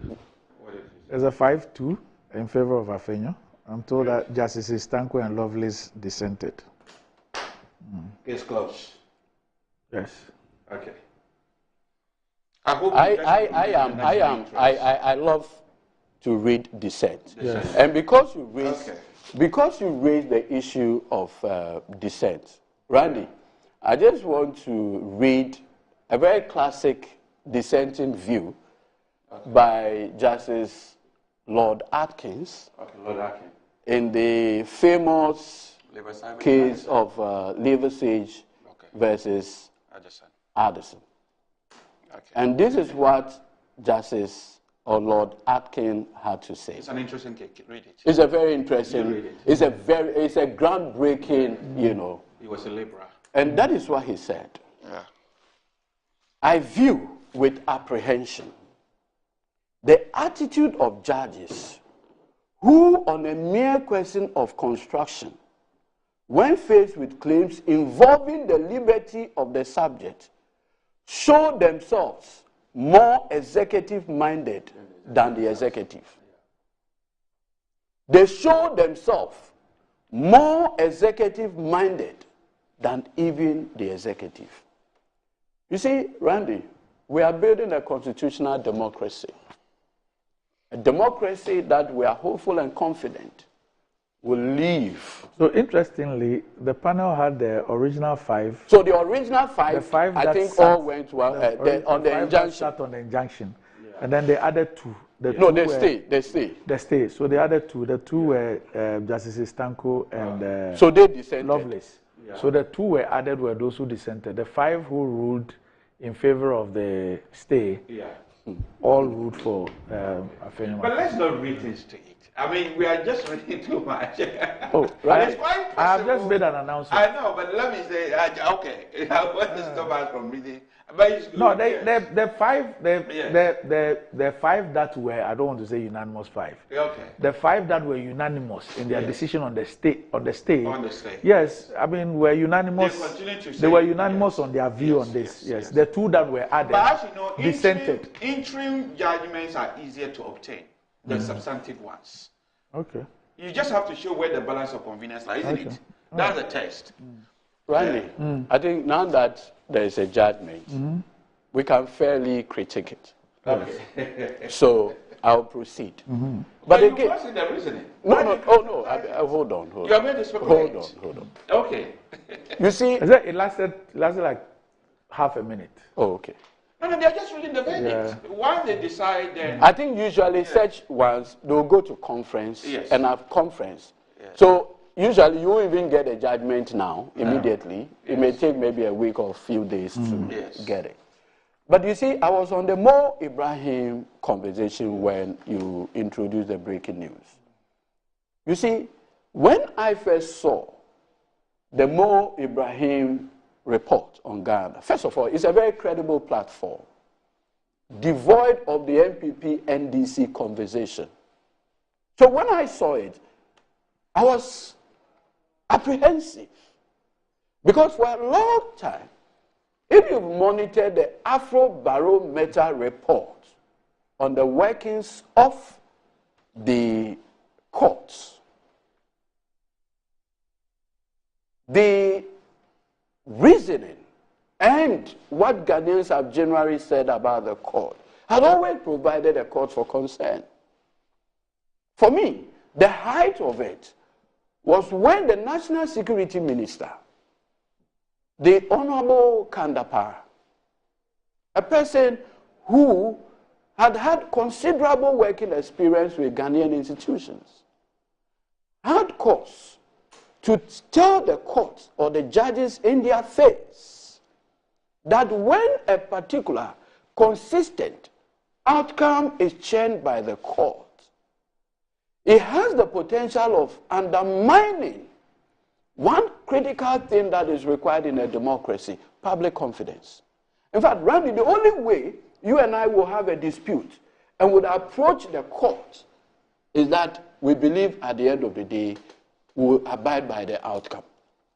But the very moment our confidence in the system of adjudication is compromised or undermined in any way, the next will be that we'll be resorting to self-help.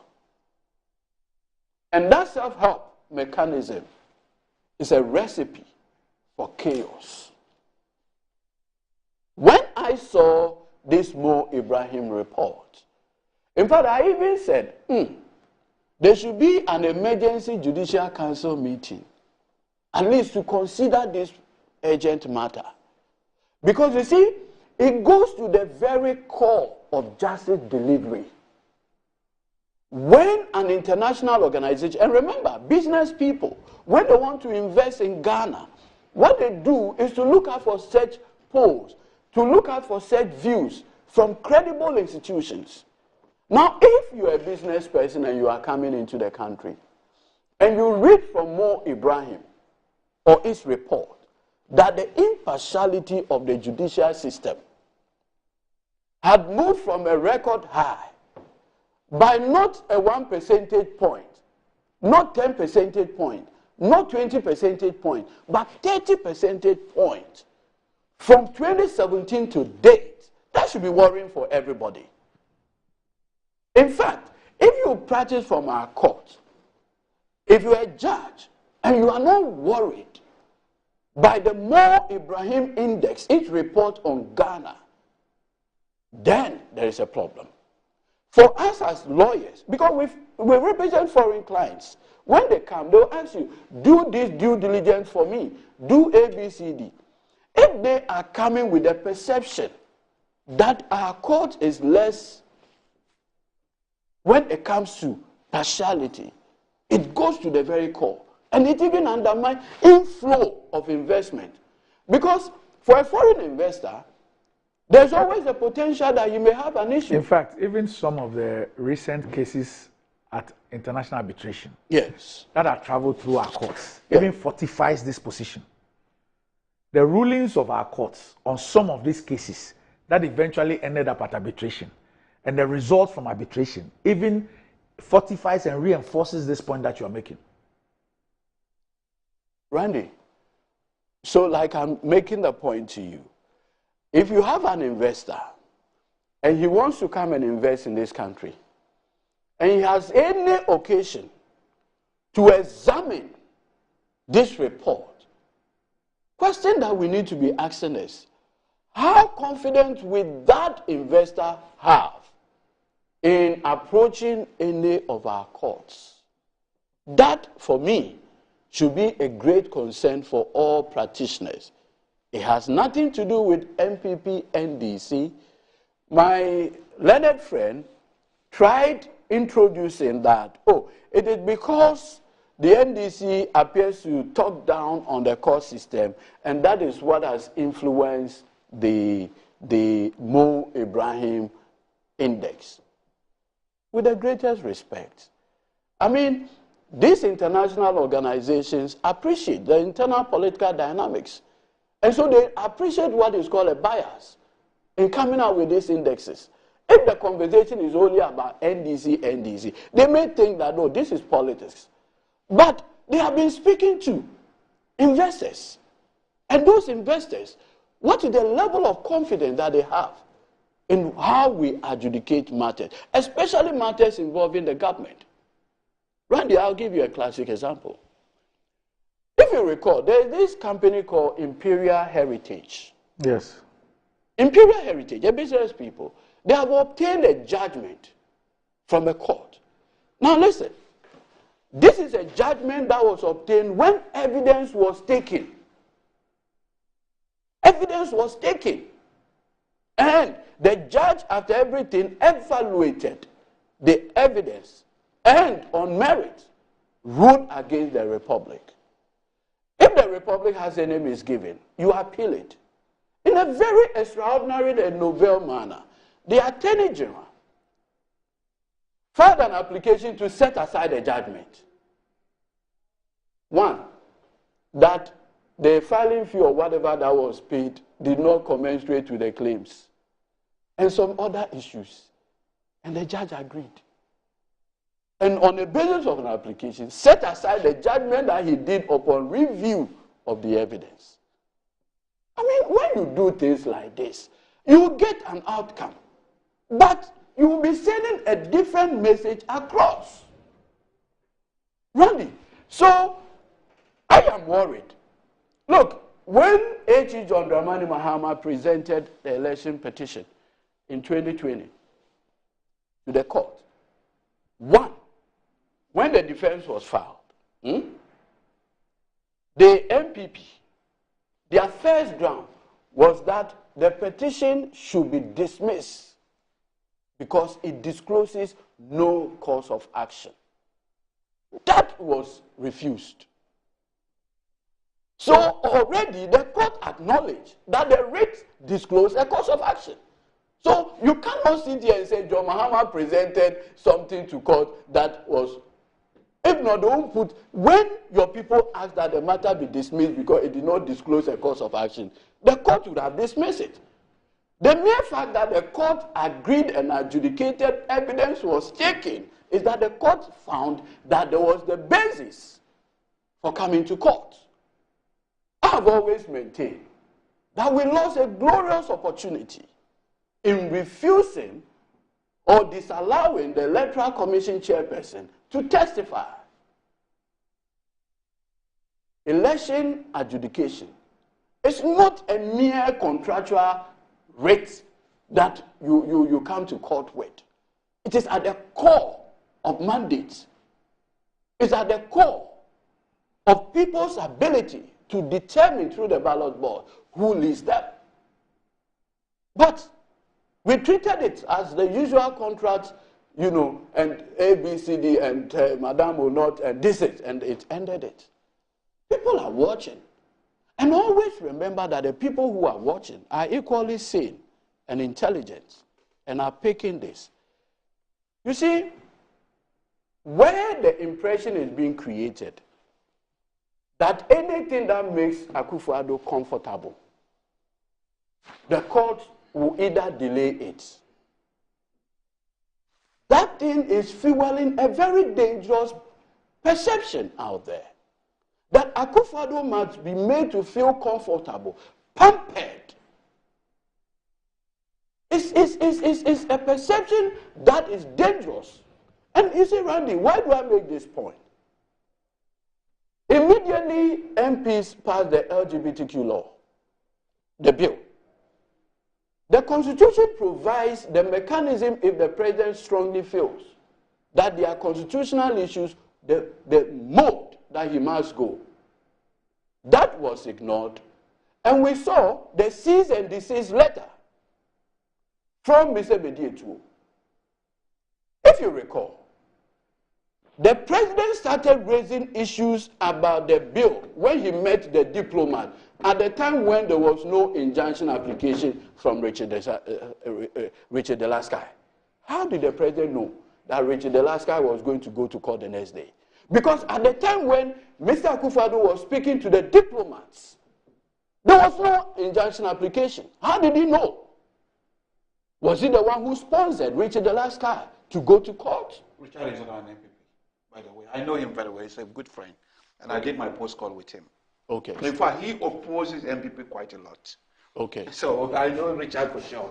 I didn't say he's an MPP. No, I said just sponsor. trying to say that he's not. No, sponsorship is different. Well, that's why I choose my word carefully. Yes. I am saying that when Mr. Akufo-Addo met the diplomats, was there any injunction when he was talking to the diplomats? I don't know that. How did you know that the next day Richard Delasky was going to court for an injunction? Was he briefed by someone? So you see, you people should not have the inclination that the people you are in the arena with, excuse my language, adapt. We see what is going on, and we appreciate what is going on. They are not like me. But you see, Randy, my friend, and again, look, Dom Levo. At the time the court eventually determined the matter, it had become Pyrrhic victory for Dom Levo. When citizens of the Republic, at the end of this kind of justice, it fueled the Mo Ibrahim report. Okay. Because you see, look at the speed, the alacrity with which this Afenyo market matter had been determined. The same speed relative to Dom Levo. Look at when the president came out with the Imposition of Restriction Act, one of the EIs. And my own professor of international law, Professor Tia, went to the court to challenge the constitutionality of those EIs, among other things. By the time the court gave its verdict, too late. There was nothing useful to do with that verdict. Yeah. Now, so when these things happen consistently, and the impression is created that Akufo-Addo is being pampered, that anything that makes him uncomfortable is either kept on the banner. How do you expect Dom Levo? How do you expect that plaintiff to feel? Is there a different set of laws for Afenyo marking? When there is a different set of laws for other citizens of the Republic, it's painful. And that is why I have always maintained that we all do have collective responsibility in making the court system work. Now, on this vast issue, this morning, my learned friend took us into... Makojo Boafu says that with all you said about the Judicial and the Mo Ibrahim Index, you won your case in High Court in secondary yesterday. What do you say about that? No, hold on. Let me. You see, what he had not said, whoever, Makojo Boafu, sorry, what he had not denied is all the instances I've given. Was it the case that when Dom Levo approached... No, he's not... I'm coming there. That I'll respond to him. Yes. When Dom Levo went to the court, what happened? When the president was challenged on the EI, what happened? Are they not in? Are they in doubt? E-levy, the MPs. E-levy. I mean, all those matters. The Supreme Court says that they're asking the GRA to keep records, proper records. You see, so that if tomorrow the case overturned, GRA will be able to calculate all E-levy I've paid and return them back to me. The person who sent this text would want to gaslight us and make us feel we are rather the problem and not where the problem is coming from. I'm sure the point he wants to make is that it's all not. But that is why. No, hold on. But even the Mo Ibrahim, it didn't say it's 100% drop. Yes. I think it's 68. It said it's 30. So no, you can't. The drop. The drop from 100 down. The drop is the 30 percentage point. No, it was 80 something, and then it dropped to 68 or so. No, 50 now. 50. Oh, I thought so. The percentage point is if you read the entire. So I am even interested in a situation where I can adequately advise a client. You're not making your points? And be clear on it. Okay. You see, Randy, on this Article 97, thankfully when my brother was making his submission, he had a beautiful constitution by him. Randy, if you go to Article 97, just by the side of 97, these are the words: tenure of the office of members. Tenure. How is it futuristic? Look, the Constitution, Article 97(1) has just by rate. I think it will be better with hold on. the judgment. Hold on. They said the reasons will be out tomorrow. So you listen. No, I beg you. Tenure of office of members. How is tenure futuristic? I think you see, even more. No. I mean, you build some point, and I need to straighten it.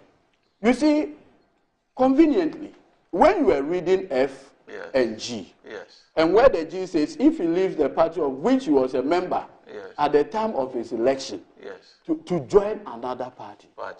To join another party. Randy, you know what happened? If you recall, in 1979, Victor Usu's party got Kwekuba and J.H. Owusu-Achampong elected as members of parliament on Victor Usu's party. Now, when these two came to parliament, for some interesting reasons, they left Victor Owusu's party and now said they are on their own. But they said, no, if you're on your own, you came on the ticket of Victor Owusu's party, so leave. Then they said no. So they stayed until the 81 coup. So when we're making the... So you can see he was seeking to remain there. They stayed. They're seeking to remain there. I'm coming. So when we're doing the 1992 Constitution, and like we say, the Constitution mirrors our history. So when they were the framers were putting the 92 Constitution together, mindful of what happened... Can we have opportunity to talk on the decision before we leave? Okay, because we need to clarify. I'll give you that. Okay. Randy, mindful of what happened with Victor Owusu and Kwekuba, J.H. Owusu-Achampong and co., we then inserted this particular clause. That makes the vacancy a noun and not futuristic. Because we didn't want to repeat a situation where you could live and still remain in the house. The absurdity being urged on us by our friends in the MPP is that, no. At this point, let it be a future. How do you know tomorrow? So there are two things. Let me just make the point. We're told that the announcement or decision was like 20 or 30 seconds. The reasons will be given tomorrow. However, at this stage, I'm unable to tell whether, because they said okay. 20 seconds could be 5 minutes. So what we do not know, what they said was that the Speaker's decision was unconstitutional. Whether it was on the leg of the High Court being the proper place. I think so. And not It Parliament. was unconstitutional. That is what we do not know. The analysis I have just given. I'm saying that's what we'll wait to hear. But as to whether the meaning of the G and H are futuristic or now, that is not what At least for now, that is not what the Supreme Court went into. Oh, they didn't go to that? No, I'm saying that I do not have that information yet. No, I think they will dispose the whole case. And what have they done? I mean, they were not. They were no, are you suggesting that? Are you suggesting that they cannot describe the action? They cannot describe the action of the Speaker as unconstitutional just on the, hold on, just on the basis that they believe that the proper forum is the High Court and not the a declaration published by the Speaker. Will not dispose the whole matter. There were a series of questions. Okay, so let's wait. So wait. the release were many. But Randy, you see, Randy, so let's wait. I just want us to look carefully. Article 112, 5 and 6. Okay. If you look at 1125. I hope we are not going back to the court to decide this, and we will. We'll spend the rest of the 3 months on okay. So it says, whenever a vacancy occurs in Parliament, the clerk to Parliament shall notify the Electoral Commission in writing within 7 days after the vacancy occurred, and a by-election shall be held within 30 days after the vacancy occurred. Now 6.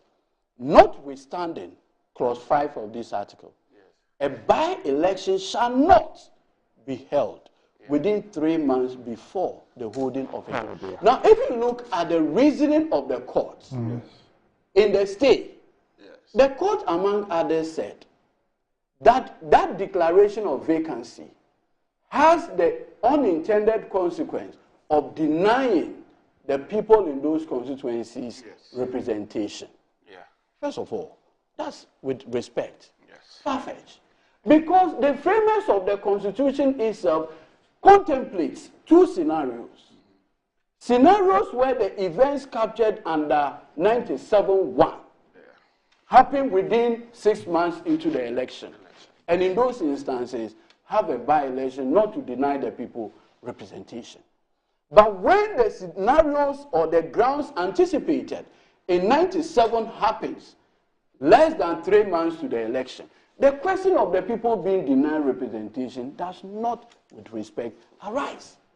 Because, and you see, His Lordship Justice Kluge had this timeless advice for the adjudicators. And I have always taken that, I don't know whether to say dictum or whatever of Kluge. I'll just read briefly. Professor Kluge. Now, this is what Professor Kluge said. The Republic versus Fast Track High Court, Accra, ex parte Daniels.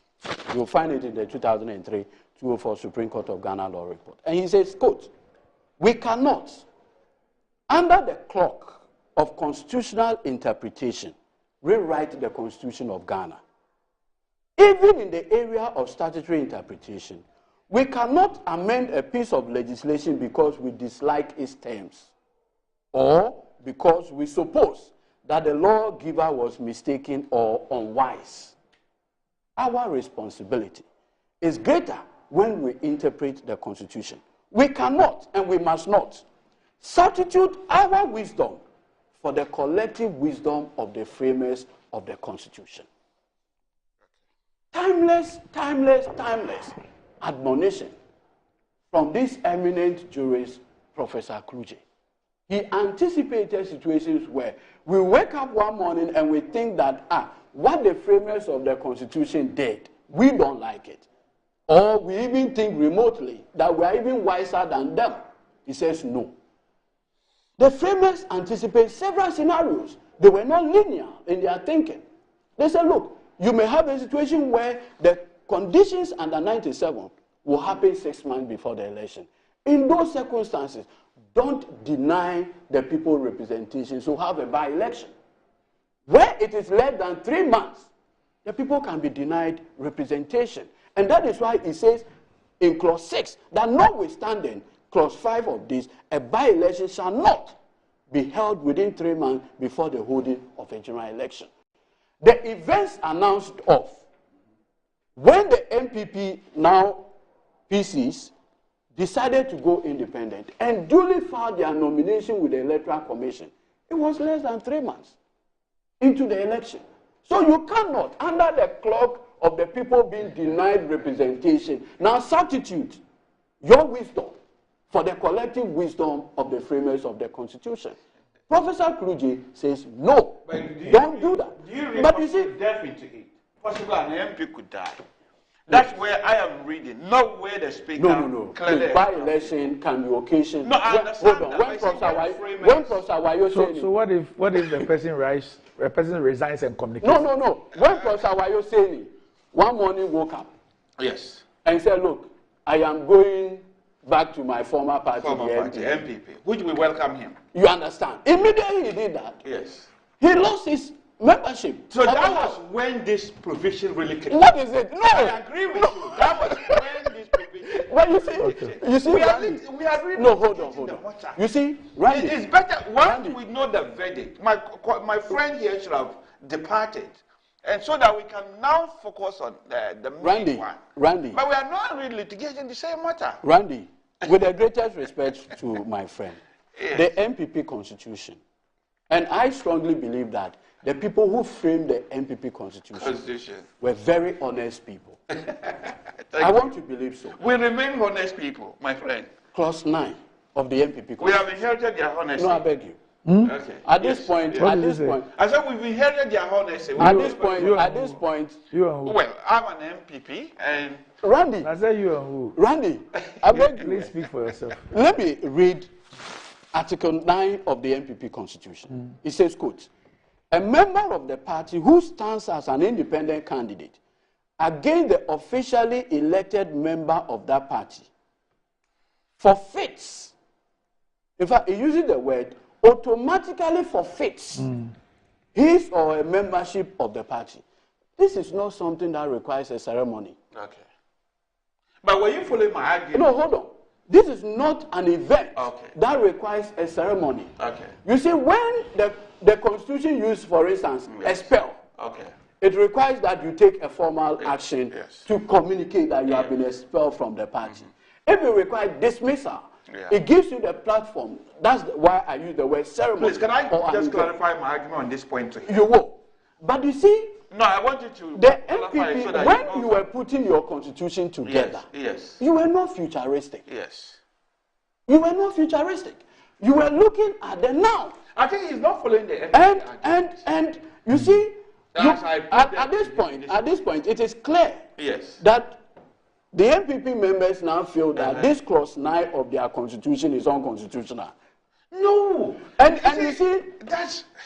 Randy, you are not following my argument. I was even noting when you were writing. No, but let me. I see the notes are done. Because anytime I'll write your word direct. Hold on.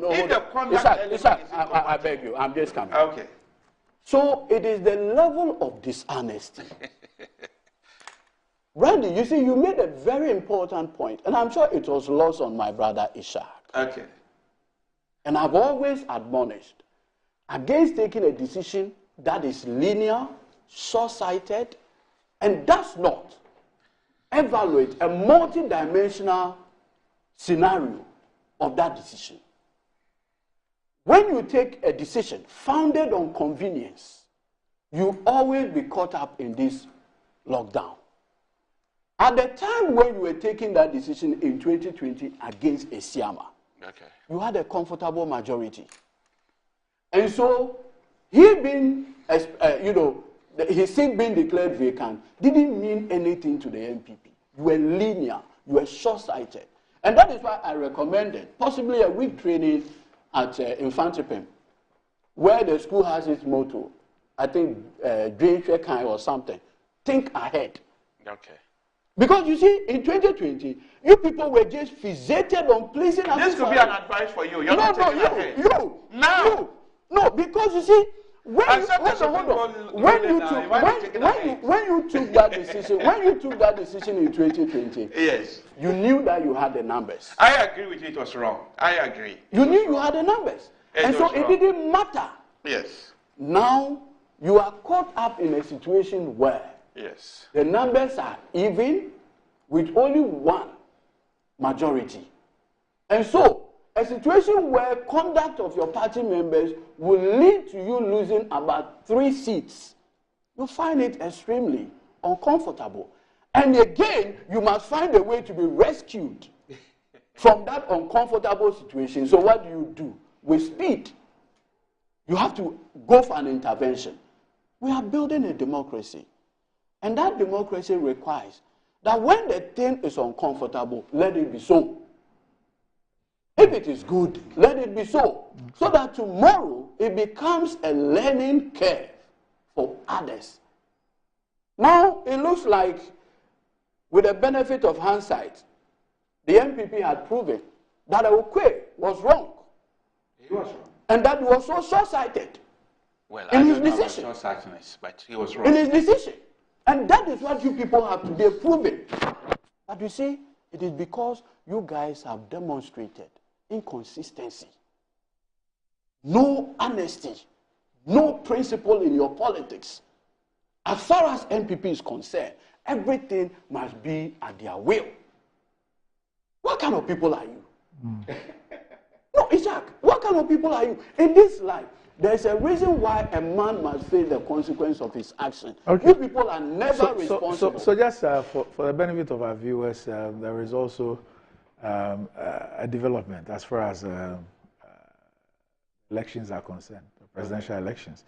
So we're told that the candidate for the GFP is actually something Ajiman. Okay. The one who replaced the... Is it Apia? Yes. Roman father. Yeah, Roman father. That the Electoral Commission has disqualified him on the basis of some errors on his... but the balloting remains the same, unchanged. Okay. He will have the same positions. But that he has... Randy, I'll tell you something.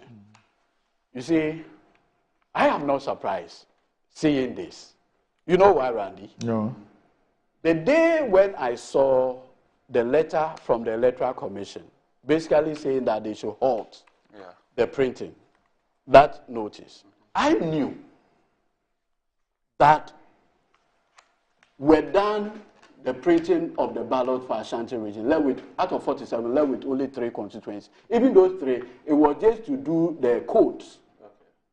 I knew that Savannah had already been backed, and the NDC had even put a security seal on the backs. Yeah.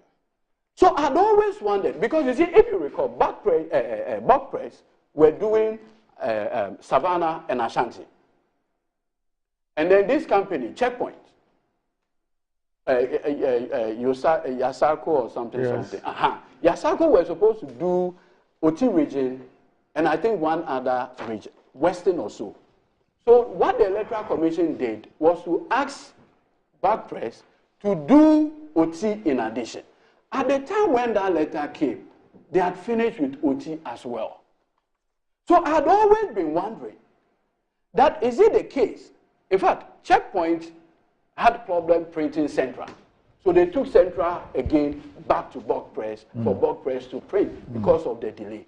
By which time, all those matters had already been sorted, even backed and sealed with a security law.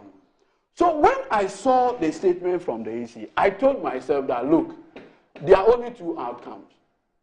You will file and there will be a disqualification, or we will have to reprint everything again. And so if reading this from you that what has been printed stands, I knew... So you're suggesting that they went fishing for errors. You have to! And found same. Anyway, 25 days to an election. Anyway, let me. You are going to reprint. Let me bring this couple of texts. We go. I've had quite a number of lawyers also send me their views, but we'll leave that for when we get the reasons. Yeah. Now, Kojo Basa Anderson in London says that the minority MPs in Parliament are complicit in the current state of the judiciary. They vetted and passed judges they knew had partisan views, but refused to register a negative vote against them, such that even if they lost, it would have sent a strong signal. What outcomes were they expecting? And Kojo Chumbuafo has sent a disclaimer. He says, please remind the public that I'm not Kojo Chumbuafo. You know, people keep confusing both. Okay. It says, NDC people already blowing up my inbox, querying why I'm sending text to you about second D, vis-a-vis the unanimous FC. Okay. Yes, thank you. That's Mark. My friend have said a lot, but for me, I will concentrate on the outcome from the court. I don't know the reasoning yet, but it was clear in my mind when I look at it. Article 9, I believe, Article 99, I believe the decision has been handed over to the High Court, not the Speaker. So that side, I don't have problem with it. Again, my friend wasn't following me when I said, even if they've lost their membership of the MPP, that wouldn't affect the outcome of the case. Because as I said, the other two, either they have resigned or MPP have expelled them. If that side fail, the Supreme Court could still decide that they are no longer members because of their conduct has become incompatible with membership, and they could use more than merely preparatory. Nevertheless, we shouldn't be going back to the MPP constitution, whether it has taken or not, because that side could have, and I believe that was where the Speaker was looking at. Even though I believe he has stolen powers from the High Court and perhaps the Supreme Court in interpreting it. Now, the interim order that wasn't fully implemented, I believe the Speaker was playing politics. He has left his duty to preside over Parliament impartially, and he has become a player on the NDC side, which I believe it wasn't good for our democracy. Now, the Supreme Court has now exactly made had the Speaker done? I just want you to clarify. What exactly I'll come to that. I don't have time. Let me finish. Now that the Supreme Court have spoken, as I said, I don't know the reasoning. But remember, I think last week I mentioned something. When you look at the statutes of the International Court of Justice, it says something that is very, very interesting. My friend, you may have a look at it, or you're already familiar with it. Among the sources of law that the International Court of Justice would use when resolving disputes, the third source is very, very interesting. The third source is that it says general principles of law recognized by civilized nations. And among the principles of law that is stated is res judicata. And we have it in our system. In every, res judicata says that in every jurisdiction, there's always a particular body that will have the last say. They have the last say. It doesn't mean they are right or wrong. Supreme Court in the past has been wrong. It's not just the Ghana Supreme Court. The UK Supreme Court has been repeatedly wrong. They've always had the opportunity to correct themselves. A good example where they had it wrong was Pepper versus Hart in the UK, where they said that a court should not look at hindsight when resolving disputes. And later they realized that they were wrong all along because so many countries have moved towards a purposive approach. And if we don't deploy hindsight, then we may be judging things wrong using the literal approach. The approach that you were insisting we should use, Randy, the core meaning of words. The UK Supreme Court said they depart from it. But nevertheless, so res judicata applies in our system. And the res judicata says that the court will have the last say. They have had the last say. There's no need to go back, say, oh, how do we now implement it? They have the last say means that the Speaker should implement it in the national interest. My advice to him is just tell the NDCs, you've remained a minority. After all, the power was stolen. Now the Supreme Court have corrected it, that it wasn't the Speaker's power in the first place to make pronouncement on it. I don't know the interpretation that they put on the 6 to remain, but I believe they would have moved forward to resolve it. From your report, I believe they have resolved it as well. Otherwise, just deciding on who has the right to decide will not be enough because there were a series of questions asked. Can I find out from you? Can I find out from you? Yes. Can the court, currently constituted, compel Parliament to sit? Let me count. No, I don't believe constitutionally they will also be going outside their remit. So, but what I'm saying no, is I just want you to clarify. Yes. I want you to clarify. Okay. But you have now become. I just want you. I just want you to clarify. Okay. The court constituted now. Can it ask Parliament to sit tomorrow or tomorrow next? Okay. I don't believe so because of the principle of separation of powers. Perfect. Two. We expect Not that Parliament. No, I'm not going to be answering your question. No, I just want clarity. You had the opportunity to talk to the country. Let me speak to my fellow No, I want you to clarify something. They will have the decision to decide. Council. Yes. Just clarify this. I've just clarified one. No, the next one. The next one. One is enough. No, it's like the next one. The last one. Yeah, very last Thank you. one. So the Speaker is on record to have adjourned proceedings indefinitely. Okay. Which is very unfortunate. Very unfortunate. So he cannot adjourn proceedings indefinitely. Yes. Is that your case? Let me explain something, Randy. When I said there is separation of powers and where we borrow from, an organ of government as in Parliament, it is not the decision of the Speaker. It's why we say an organ. Decisions of the Parliament is decision based on voting. We have to get this thing very, very clarified. Otherwise, we are confusing people. You see, when a decision of Parliament, like in the UK, when they say Parliament, they mean the Queen in Parliament. The Queen in Parliament means that both houses, both House of Lords and House of Commons have voted on it. Then the Queen signed. That's what we mean by Queens in Parliament. Parliamentary supremacy is like that. Not Speaker merely giving whether information. Supremacy let me count. Merely giving information or declaratory. I call it a ruling, regardless of whatever name placed on it. The effect is what I look at. So in that instance, the Speaker of Parliament for the national interest need to implement it on the spirit of the ruling. And yes, they might not be able.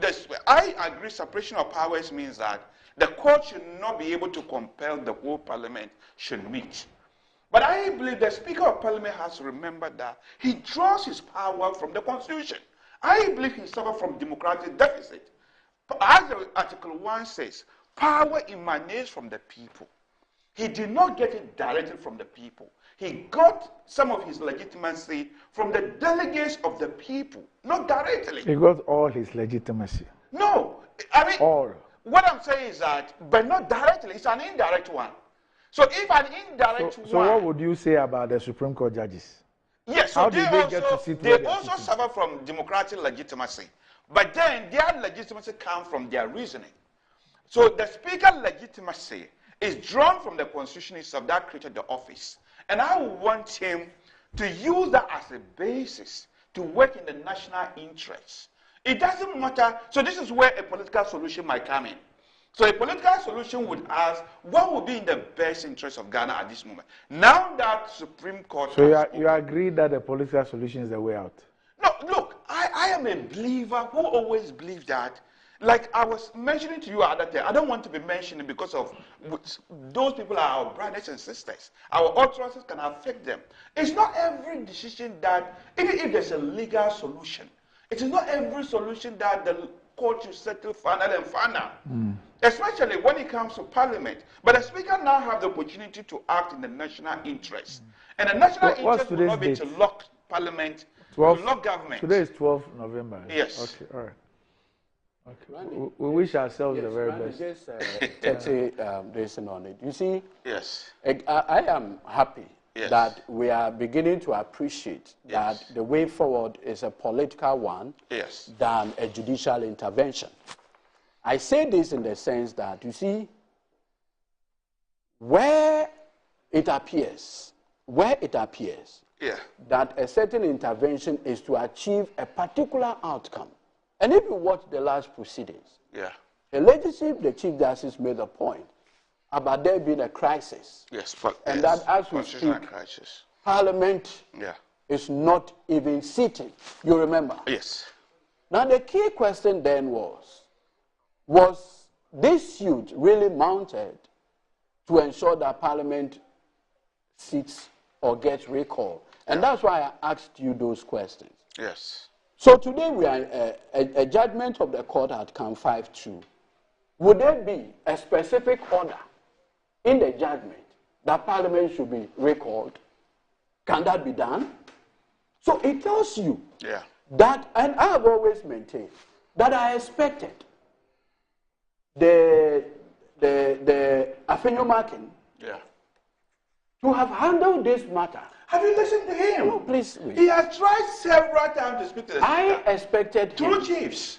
I expected him to have handled this matter a bit more differently. Yes. And you don't come out and insult, attack the integrity of the speaker, yes, among others, and behind the scene you call chiefs to go and talk to him.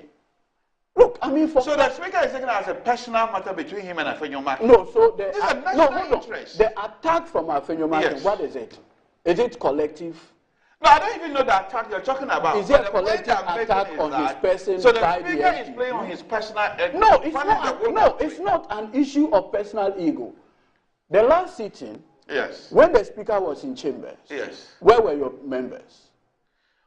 Listen, you want what happened in the beginning? Where were your members? I don't know where they were. When I go to court, Randy, no, hold on, Randy. When I go to court, the judges will say by 9, be in court. Yeah. And in fact, it is on the face of the motion paper. Now, when I come at 10, and the judge has struck out my application, what I do is to apply to relists. Yeah. I'll apply to have the motion released. And there's a process you have to go through. Now the judge comes to sit. I don't come at 10. I don't come at 10:10, 10:20. Later I come maybe at 10:30, 11. They say that the person who came and was waiting for me is doing NDC politics. Is that complimentary? Is that how you compliment the effort of the speaker? So I strongly believe that we could have handled this matter with a bit more of maturity. And this whole notion that at all costs I must sit in at the, what do we call it, as the majority leader. In fact, I've read a message. I thought it was fake news, where the lawyer Afenyomakin is saying that spiritually he's not supposed. In fact, he says 3 months into and I want to just so I am fair to him. Randy, you see the problem with our politics. Randy, sometimes we don't even represent the other side at all. Randy, I beg you, so that I am not accused of misrepresenting. Whatever have said, at least tell Ghanaians what the explanation you offered, and then tell us Randy, why. Let me just read so that I am not accused of misrepresenting him. Okay. I should go and sit on the minority seats. Yes. Spiritually, it is not even good. Yes. We have 3 weeks to election. I should go and sit on minority. Is that my seat? I won't do it. I will never do it. That is not my, oh God, my rightful place. I should go to the minority side and spiritually make myself a minority and bind my colleague. No, they won't do that. No entity will do that. No, this is graphic online. Listen, don't worry. I heard him directly. I can tell you what he said. I didn't know that he's a spiritualist. I mean, he didn't say this. No, I don't know whether he said it, but I heard him, the version that I heard, that has been played on Joy several times. He says that, look at the beginning of the parliament. There was a scandal in parliament. And from what he has heard from his members, if he takes them... The way you're saying is different from this. Yes. They are two separate interviews. Also represent, I know he has heard it.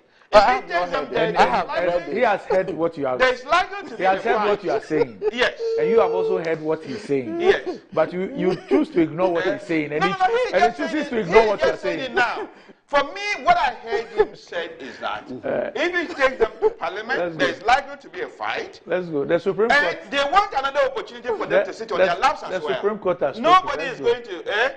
Did it look well when we sit on each other? Yes. I, to be fair, didn't know. Yes. That whether majority or minority had spiritual connotation. I don't believe in such spirituality in politics. It's all nonsense. I mean, all this. Almost everybody who goes for primaries, the one way or another, they have been promised by this spirituality. I mean, the whole idea. In the end, one person wins. Of course, it's a Ghanaian fetish thing. I don't believe in Randy, this one, Randy, I beg you. You know, in the superior minds of the framers of this, constitution, they never anticipated that the president-elect must have majority in parliament. They never. Yes. And so you do and not that's why see we are failing. Exactly. We cannot work in a national. Let's go. No, but so Randy, you know when you go to Randy, do you speak Tree? No, but so Randy, what you akwanchreda? You know what akwanchreda is? Direction, spiritual direction. Akwanchreda, you know. Okay. Randy, 30 seconds, I beg you. Randy, you know the Nigerian parliament or whatever you call it. They don't have. They have two houses. Yes. But they don't have this sitting arrangement of majority, minority. But how we need to abolish it? Because maybe it's a convention that's no longer working. And you see, for me, what this particular thing, the opportunity for me that it offers, is our capacity to build consensus. Okay. Our capacity. But the convention is that the majority sits to the right side of the No, but Randy, even I'm even saying that. No, if it's not working. In the case, because you see, ultimately, in the conversation. What I don't like is the structure where we virtually box independents and parties beyond the two sides to sit on one side. I mean, but you see, Randy, that's something that we need to find. That defeats even the question of coalition. No, but I think even other Democrats, the caucus. I remember Bernie Sanders have constantly. With the Democrats. I'm saying that I must not be forced. Okay. Or to make caucusing is a different thing. Almost every parliament. In fact, even for decision making, it is my choice. Yes. I don't want a permanent. Don't force me. No, it doesn't mean you have to vote alongside. I'm saying that don't force me to permanently be to the left. So you see, so you'll be switching everything. No, I'm saying that I think it's a design of the parliament. Yes. We must just find a way where. I think it's just a parliamentary convention. People who are not left or right can feel free and sit where they want to sit. So Randy, can you imagine a situation where the leader of government business says that this is government business for this week? Okay. I need to draw my colleagues on the other side in order to build a necessary consensus to feed in government business. That can always be done. But I think that the new standing orders, one of the things that has influenced the new standing orders has to do with the hang parliament that we have. Yes, I think so in structuring some of the committees, they used expressions like the party that forms the government. Yes. The party, so irrespective of whether you are the majority so you can be a minority by forming government. Yes, so then there are particular committees that are then restricted to the party that forms the government. So that even if the party were in opposition, in terms of business and those things. So Randy, for instance, subsidiary legislation committee is done in such a way that the chair should not be part of the people who form government. Yes. Okay. So those same as assurance. Government assurance, because the whole idea is the people who be holding you to account and all of those things. And then public accounts. So I strongly believe that, with respect, this one, the judicial solution may not provide ultimately what we want. If it provides the framework. If this whole suit is to get parliamentary call, then the judicial solution does not provide the ultimate outcome. Well, Ghanaians can have that in mind. So that becomes a political question. Ghanaians can have that in mind. Is that not a political question? And this is the reason why you must punish the NDC for not putting the national interest ahead. When NDC, 7 December. Who put the national interest ahead? Who did that? I think the speaker so far is curious. It's curious. In the conversation on national interest, NDC MPs are in parliament. Yes. The people who boycotted, hold on, please, calm down. The people who boycotted parliament say they are rather the ones doing national interest. What stopped you from coming? Okay. To put your views across on the floor. In the interest of my station, I think I have to end the show. Curiously, the word parliament is from the French word parler, to talk. Yes. So come there and ventilate your views. Yes. Why are you running? Okay. Because people have up next is Metro Sports. By court. In a majority decision of 5-2, Lovelace Johnson JSC and Amadou Tanko JSC dissenting on the issue of jurisdiction, the plaintiff's action succeeds. The full reasons and orders of the court shall be filed with the registrar by close of day tomorrow, 13th November 2024. This is the judgment of the court.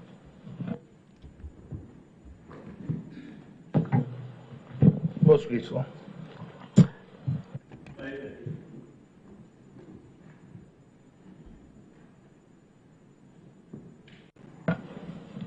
By court.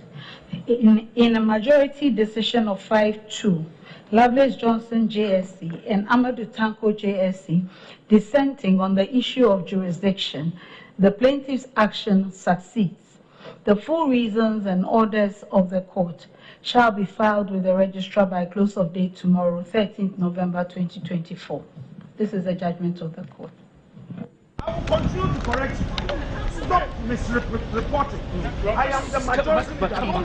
Don't say, say it. You've been saying it consistently, and I've been correcting you. The court has pronounced. Stop describing me as leader of MPC. Come back. Say the right thing. Nana, there you have it. Alexander Penyomaki. I'm clearly not happy with the description.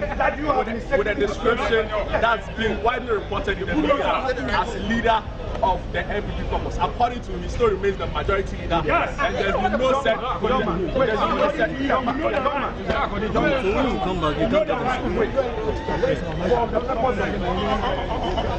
The speaker made the point. The court has ruled. Your lawyers has but once a court has made a pronouncement to restore the status quo, don't say that I am saying. You, as a reporter, there have been 2 rulings confirming that. So don't continue to describe me as leader of MPP. Is that okay?